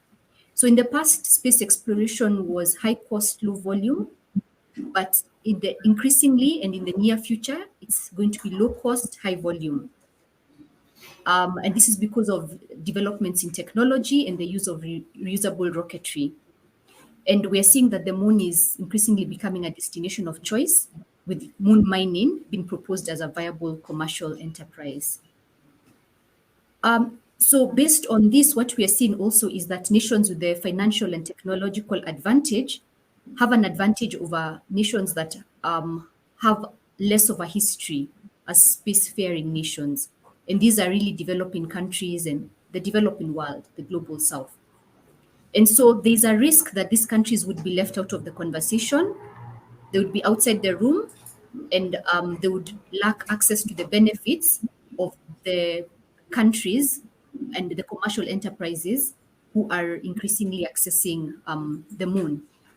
And I'm using the moon as just one example of a space destination that is increasingly being seen as a viable location for mining.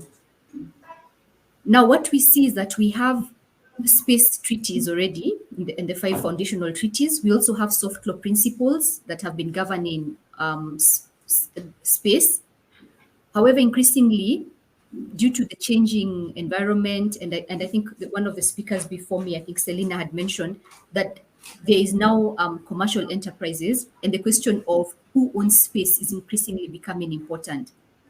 And this is between who owns space when we now have new players who are not the traditional players, when we have commercial enterprises. Do the rules of engagement change? And what does this mean for African countries? So what we see is one of the issues that arises is in the case of property rights. While the Outer Space Treaty, which is one of the foremost treaties and the one that has been ratified significantly, it prohibits the appropriation or national appropriation of celestial bodies, including the moon, and generally appropriation of outer space. However, what we are seeing increasingly is that countries are interpreting this provision, which is Article 2 of the treaty, to say that it prohibits national appropriation. However, it allows the ownership of extracted resources. So if you look at the US, Luxembourg, Japan, UAE, these countries have space legislation. And when you review the provisions, there is an aim to incentivize private investment. And this is by allowing private property in the resources that are mined in space, and in this case, the moon as well, and the resources from the moon. My argument is that without checks and balances for this, the goal of access to space for all would be impeded. So on one hand, we would like more African countries to actually launch to the moon and other parts of space. But on the other hand, we have to be aware of the current technological challenges that inhibit this happening fast enough. While African countries are organizing themselves and getting ready to also be active participants in space, they would already be fast mover or early mover countries. And my premise is that we need to reconceptualize property rights in space, and I would say lunar property rights, to ensure that we are conceptualizing these rights as a common heritage, and to ensure that there is some benefit sharing mechanism in place, so that African countries and generally the world can benefit from this common resource. So my proposal is that we should then have a conceptualization of property rights within the law of the moon that ensures the moon for all humanity, and this can be expanded to space generally. And we need to have the buy-in of lawyers, which I think Tulani has mentioned, how the role of lawyers, training for law students, the engagement of bar associations, also the engagement of African governments, national space agencies, and the African Union, which already has a policy and strategy for space. And I'm cognizant of the fact that there is already interpretation from some quarters that space and the moon is not a common heritage. So there's definitely likely to be resistance in these quarters, but I think we can rely on Article 1 of the Outer Space Treaty, which contains a common benefits clause. We can also look at lessons from other fields of international law. For example, recently we had the High Seas Treaty that was passed, and this has a set of provisions on benefit sharing in the high seas. And the high seas, if you look at it, is one of the ecosystems where similarly African countries have not had as much access similar to space. So we could see how to learn from that and then use technology to have capacity building for lawyers, for law students, perhaps also simulations on international space negotiations. We have a group of African negotiators who can successfully push this idea forward. And I think that is my proposal for having access to space for all, with an eye on property rights and benefit sharing. Thank you. Well, thank you, Clarice. That was very clear. And can we give her a round of applause, please? She has spelled out the legal issues that we will face, particularly as African countries, if we are not included in the conversation, and how we should actually borrow from other laws that have been in place, which will assist in putting us on the map when it comes to outer space legal framework. Now, can we have Michelle Hanlon go next? Hello, yes, can everybody hear me? Thank you. Awesome. I appreciate. I'm so thrilled to be here and honored. Thank you, and thank you for joining. I have had a little bit of technical difficulty. I'm in a hotel room in Montreal, so but I'm thrilled to be here, and I will try to keep my remarks short. I think I am following my colleague beautifully because I love this idea of checks and balances and thinking about getting to the moon and how we make sure that we can assure that space space truly is for everyone. So I'm going to take you back a long time. When we think about our quest for space, you know, it really started more than 3 million years ago. When we think about our quest for space, it started in the continent of Africa. About 3 million years ago, somebody in Laitoli, Tanzania stood up on 2 feet and decided to walk on 2 feet. And what did that do? That freed your hands to be able to carry things, to make tools. You know, we don't get to the moon unless somebody is thinking, oh, I'm going to stand up on 2 feet and I'm going to make tools. We don't get to the moon without somebody in the Congo picking up a baboon bone and starting to put hash marks on it and starting our understanding of math. We don't get to the moon without somebody in Mesopotamia looking at sand and realizing that when you heat it up, it turns into glass. You know, we don't get to the moon without all of these things.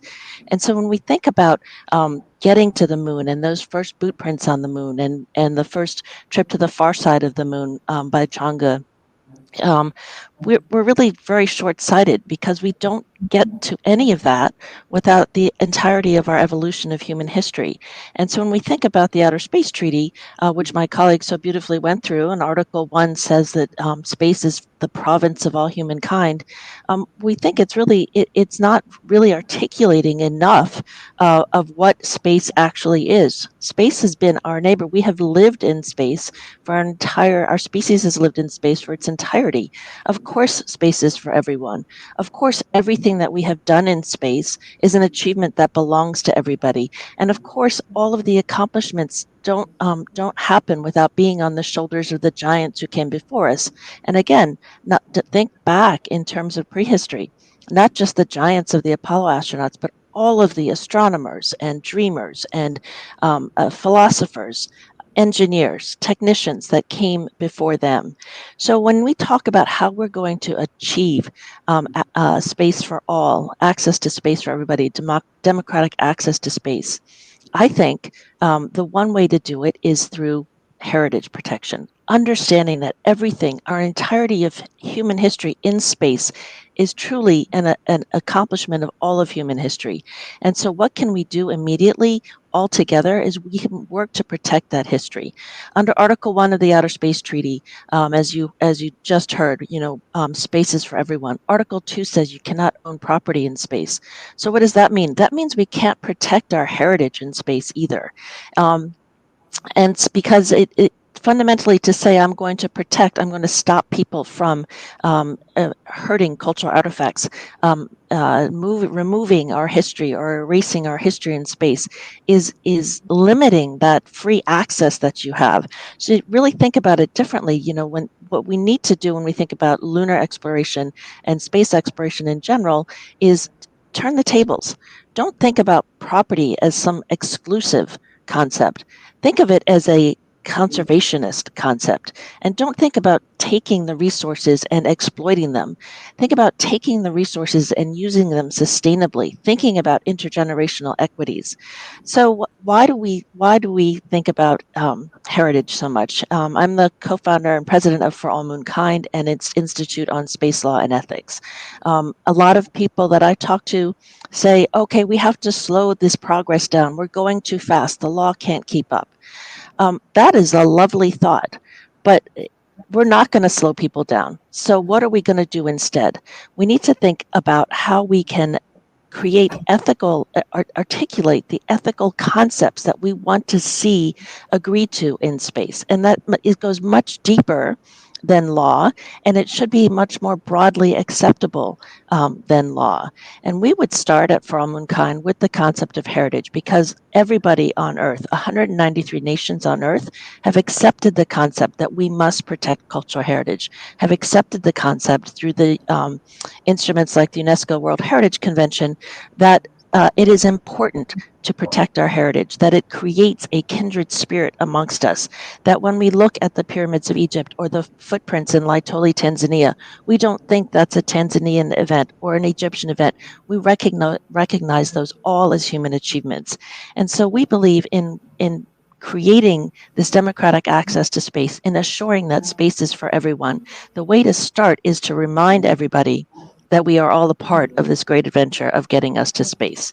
And so when we think about how we're going to do that, our hope is one thing that we can do without a lot of money, without a lot of cost, but creating a lot of unity, is to agree to recognize heritage on the moon and other places in outer space. And that is what we're trying to do at For All Moonkind, is work with the United Nations, work with the space law, within the space law treaties, and carve out understanding this ethical need and ethical requirement to preserve our heritage. Thank you very much.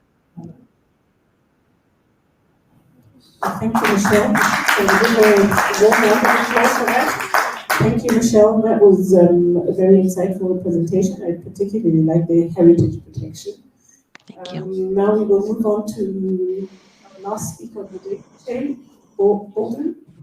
Can you go ahead? Thank you. Yeah, good morning, good afternoon, and good evening. I am speaking to you all from McLean, Virginia, just outside of Washington, D.C., and it's an honor to be here. It's even more an honor when I look at the other esteemed panel members for me to be included with them. So thank you to the organizers for putting me on this. It's also super impactful to be the last person to try and follow up all of those presentations. So if you are envious of my position, don't be. I'm Che Bolden. I am the president of the Charles F. Bolden Group, which is a leadership firm here in the United States that looks to advance global leadership, particularly when it comes to conducting the business of space, which brings us all here today. We refer to anything space related as the business of space because throughout human history, people have associated, interactions and community and society with business. People come together and exchange goods and services in order to advance their station in life. And space is going to be no different. And so as we look at space, we look at it through that lens of, just as everyone has already mentioned, how do we make space for all? If you think, just as Dr. Hanlon mentioned, if we go back in history, over 117 billion people have ever walked the planet. And then currently we've got roughly 8 billion people alive today. But when you think of the enormity of those numbers and you think about the number of people that have actually traveled outside of our atmosphere or gone to space, the numbers are below 650 in total. And so when we think about space, a lot of these aspirational desires for us to send human beings out amongst the stars to explore and grow the human condition, those are achievable, yet at the same time, it's not for everybody. And so the challenge that we have and the challenge that organizations have when they put forward events like this is, how do we make space relatable to those around us? And our view is that business is one of those ways in which you can do it. And so prior to the past decade or so, space was limited to a select number of countries. I'm not telling anyone anything they don't already know. However, with the introduction of commercial space launch through companies like SpaceX, Rocket Lab, Virgin Galactic, and the sort, we now have the ability for everyone to benefit from space and what they're doing. To that effect, everyone is coming to the table and trying to get their seat at the table. And unfortunately, there are some traditional things that are in place that are kind of preventing that from happening. And so our challenge, I believe, particularly with those of us who are having this discussion now, is how do we create a community that is inclusive of all, and that everyone gets an opportunity to participate and everyone gets an opportunity to grow. And that's the biggest challenge because the status quo is not necessarily set up to do that. It's very interesting that we're having these deep conversations in the heartland of society, of humanity. As Michelle and others kind of alluded to earlier, enough of what we've got here on Earth today emanates from the continent of Africa and from the many different countries and cultures that are there. Space is no different, not from the past and then not going forward into the future. And so what we think is required is a global public square where people can come together and have those discussions around space. Once we can establish something like that and give everyone an equal voice, then we'll start to see the lid proverbially get blown off of the business of space, and opportunities will start to abound for many people around there. As we look at space, the number one thing that really has to happen first, and this is one of the reasons we are all together, is we've got to start to communicate the value of the business of space to people in the language in which they're ready to receive it. Someone sitting here in Virginia or Washington, D.C. will understand the topic completely different than someone is sitting there in Nairobi or in Lagos or over in Botswana. Any place that you want to pick on the planet, people are going to see it from a slightly different lens. And so it's incumbent upon people like us, those of us that are here that think space is a valuable component of humanity, that we find ways to communicate with one another so that we can advance that cause. I'd be remiss if I didn't mention, there is one, Ms. Hayes earlier mentioned the Artemis Accords, but there is also another document out there that is a global document, if you will, called the Washington Compact, and it originates from The Hague. If you haven't heard of it, I suggest that I urge you to go and look at it. But it is the commercial equivalent to the Artemis Accords. It looks around the norms around business and involvement for those globally and how they can get more involved in the space and the business of space itself. And so from that perspective, that's one of the things that we have in my company and what we try to do, the Bolden Group, is we try to advance everyone's opportunity to participate in the business of space, irrespective of where they come from, irrespective of their background, because the reality of it is space is no longer a very technical area as it was in Space Race 1.0. Here in the United States and around the globe, if you were not a test pilot, i.e. someone who understood all the intricacies of aerospace and airplanes, then you had no hope of aspiring to becoming an astronaut. And if you were not an engineer, then you had no aspirations to become a flight director. And that's what space used to be, astronauts and flight directors. Today, there's rooms for artists, doctors, teachers, you name it. There is an opportunity for people to participate in the business of space. We have to create those opportunities as we move forward. I am not a fan of talking at people, and so I'm going to conclude my remarks kind of abruptly, but at the same time, on that note that we've got to get more people involved, and I look forward to the question and answer period. Thank you for the opportunity. Thank you very much for that, Chair. Demystifying the business of space so that everyone can get involved and participate equally. Can we give him a round of applause? So I'd like to thank all the panelists for all your contributions. We really appreciate it. I will now hand over the floor to... Oh, do we have questions? Questions for any of the panelists? I know it's been a long day.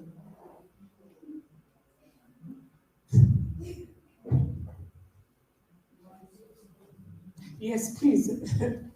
Dr. Anthony, please go ahead.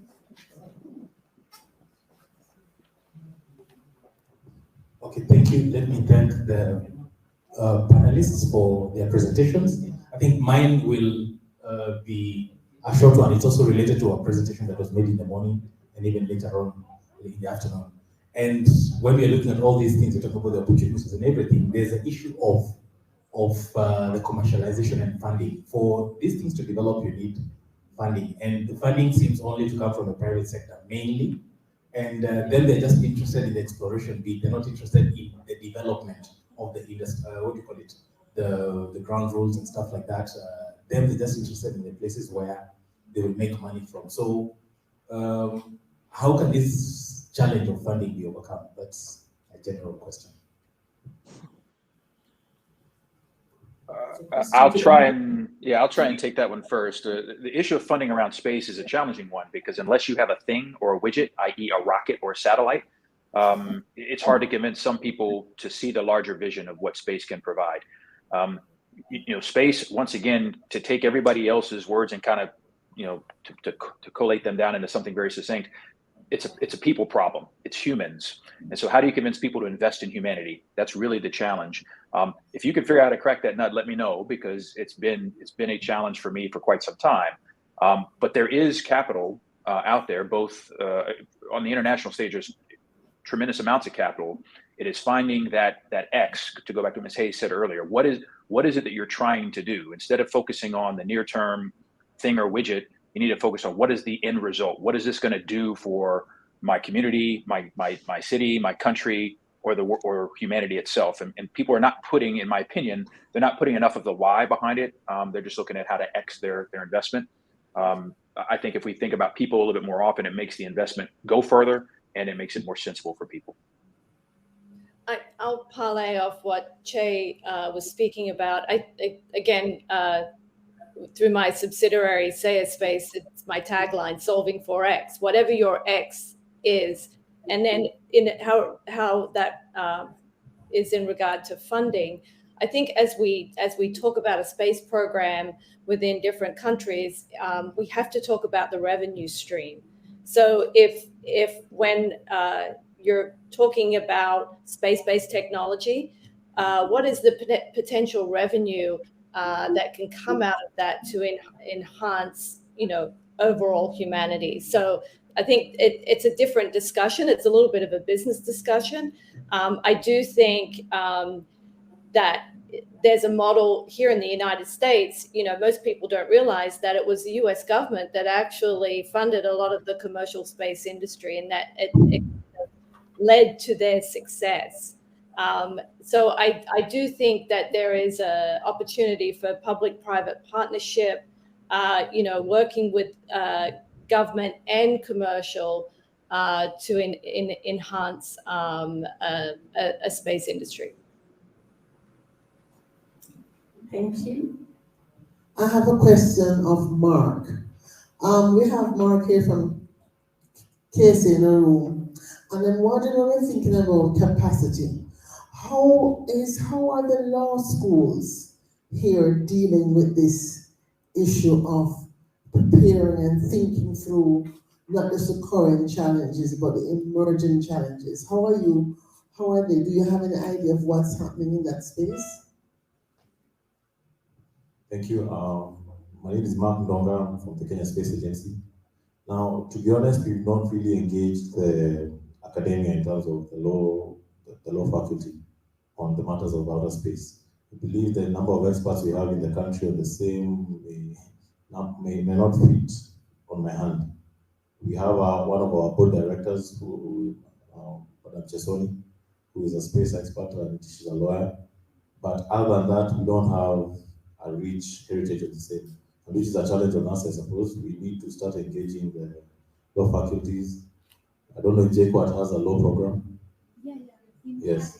So maybe you can jumpstart and skip the University of Nairobi on the same. And so we don't have that. And that's actually a challenge on us, for us to start interesting our students and the faculty on start thinking about ideas on how to deal with the issues of the moon and space, more or less. Thank you.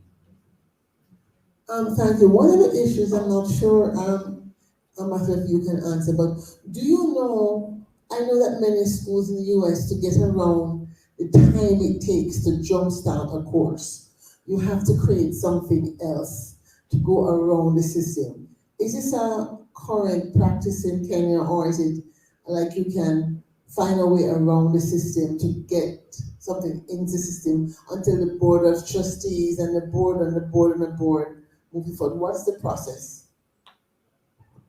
I'm not sure I know what the process is, but I do know that if it's going to be part of the core curriculum, it does have to go through several steps before it's authorized. So, unless maybe it's different with the private universities, I don't know. No, maybe just to give an answer to your question. The procedure is the university, the school will develop the program. It will be approved by the Senate of the university. Then it goes to a Commission of University Education. Now, once, but in between, we also have the bodies, the regulating bodies. All lawyers have got to be licensed by, we call it it's called what? Law Society of Kenya. So they have a school that will look at the curriculum, but ultimately it is a Commission of University Education that will approve of the curriculum. That's a process that can take maybe 1 to 2 years, something like that. But it can take a while. But that's a normal procedure. So can I just jump in? At the University of Mississippi, we have one of the most robust space law programs in the world, and we would be delighted to help in any way we can. Yes, and while that is happening, because we're talking about time, what we do in order to at least start seeding the minds of the students who are in the program is to have like modules within the larger course and have experts do guest presentations, just to start sensitizing the students in the space while the curriculum is being developed to be approved by the various bodies in the process. I don't think we should wait for a course to be developed to start at least sensitizing the current students to space law, using experts like Michelle said she has a number of experts, and today you don't have to fly across miles in order to be able to deliver such sessions. That's my suggestion to fast track the process. Count me in. Yeah, you don't have to fast track the process in Africa, because we can't be talking about building an agency. They already have, quote unquote, broken ground in Egypt. Who is going to be staffing these jobs? You know, so this session is very important. I'm glad that, first of all, the Nigerian space lawyer was on the call, and Clarice, who is an environmental lawyer, who's already thinking through how do you transfer some of those knowledge sets and content to create something that also has to be uniquely African. Because one of the questions that I have, and I want to see African law schools treat this is how do you borrow from what you've been able to do with customary law, working side by side with Western law to create something new for space.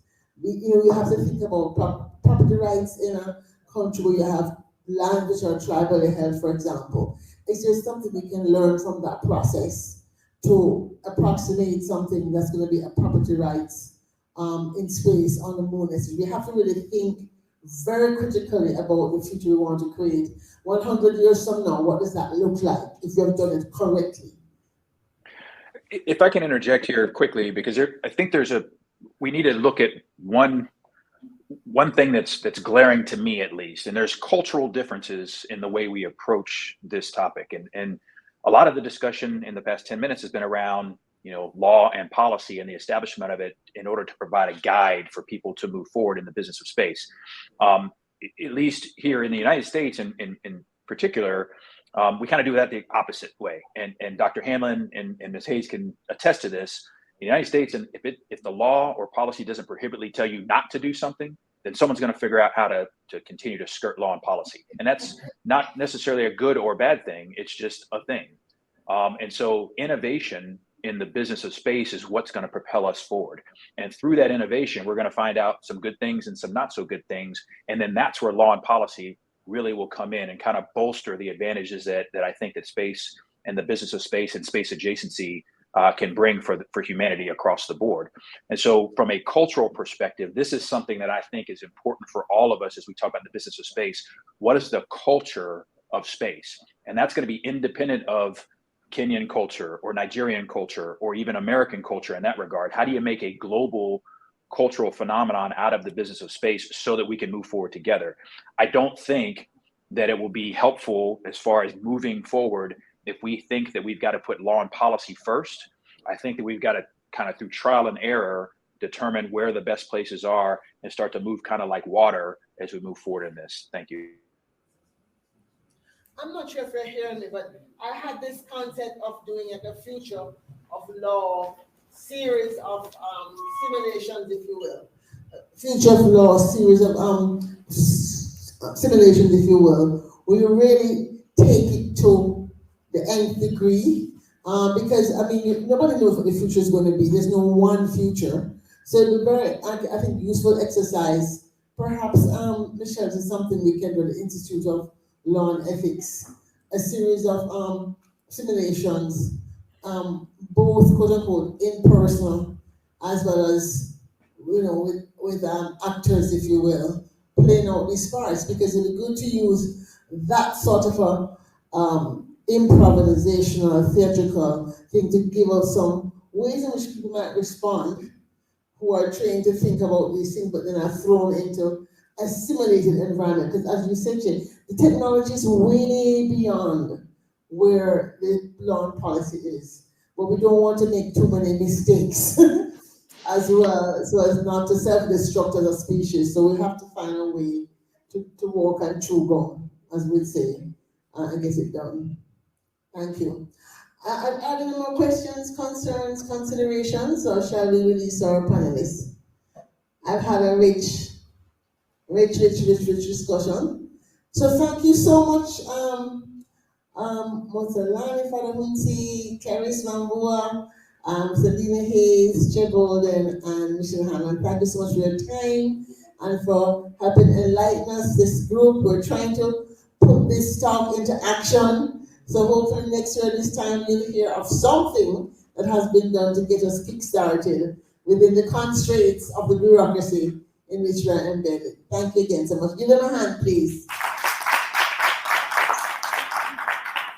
I'd like to also thank Ambassador Mina for sharing. She's our only space to be space lawyer. She said, I'm not a space lawyer yet, but going to be space lawyer. That we made our first baby out of Oaseas, our first birth lawyer. So, and then we've come to the end of this official session, and we just want to have a quick wrap-up conversation before we go about what happened. Tea? Yes. Please grab your tea and come back and let's have a conversation. I'd like people to the tables of 3 at least. So, yeah, nobody should be bad themselves. People in the back. So just come and make sure the table of 3 give you some homework to think about based on what you actually do. So you can leave here with some concrete ideas of what actions you can take to make this actionable. As I said before, it's not just a sit down passive listening exercise. We really want to begin to gather the momentum for each of you to take a piece of what has to happen to move this this process forward. So they could either do that activity and then on their way up they grab tea. No, but the tea is in cups. Do it now? The tea is in cups. Yes. Yeah. Okay. Proper cups. Please get your cups of tea and bring it back, and I'll just give you the exercise. While you drink, I give you your exercises to work at your table with your peers. No. We don't need to do like this, yes.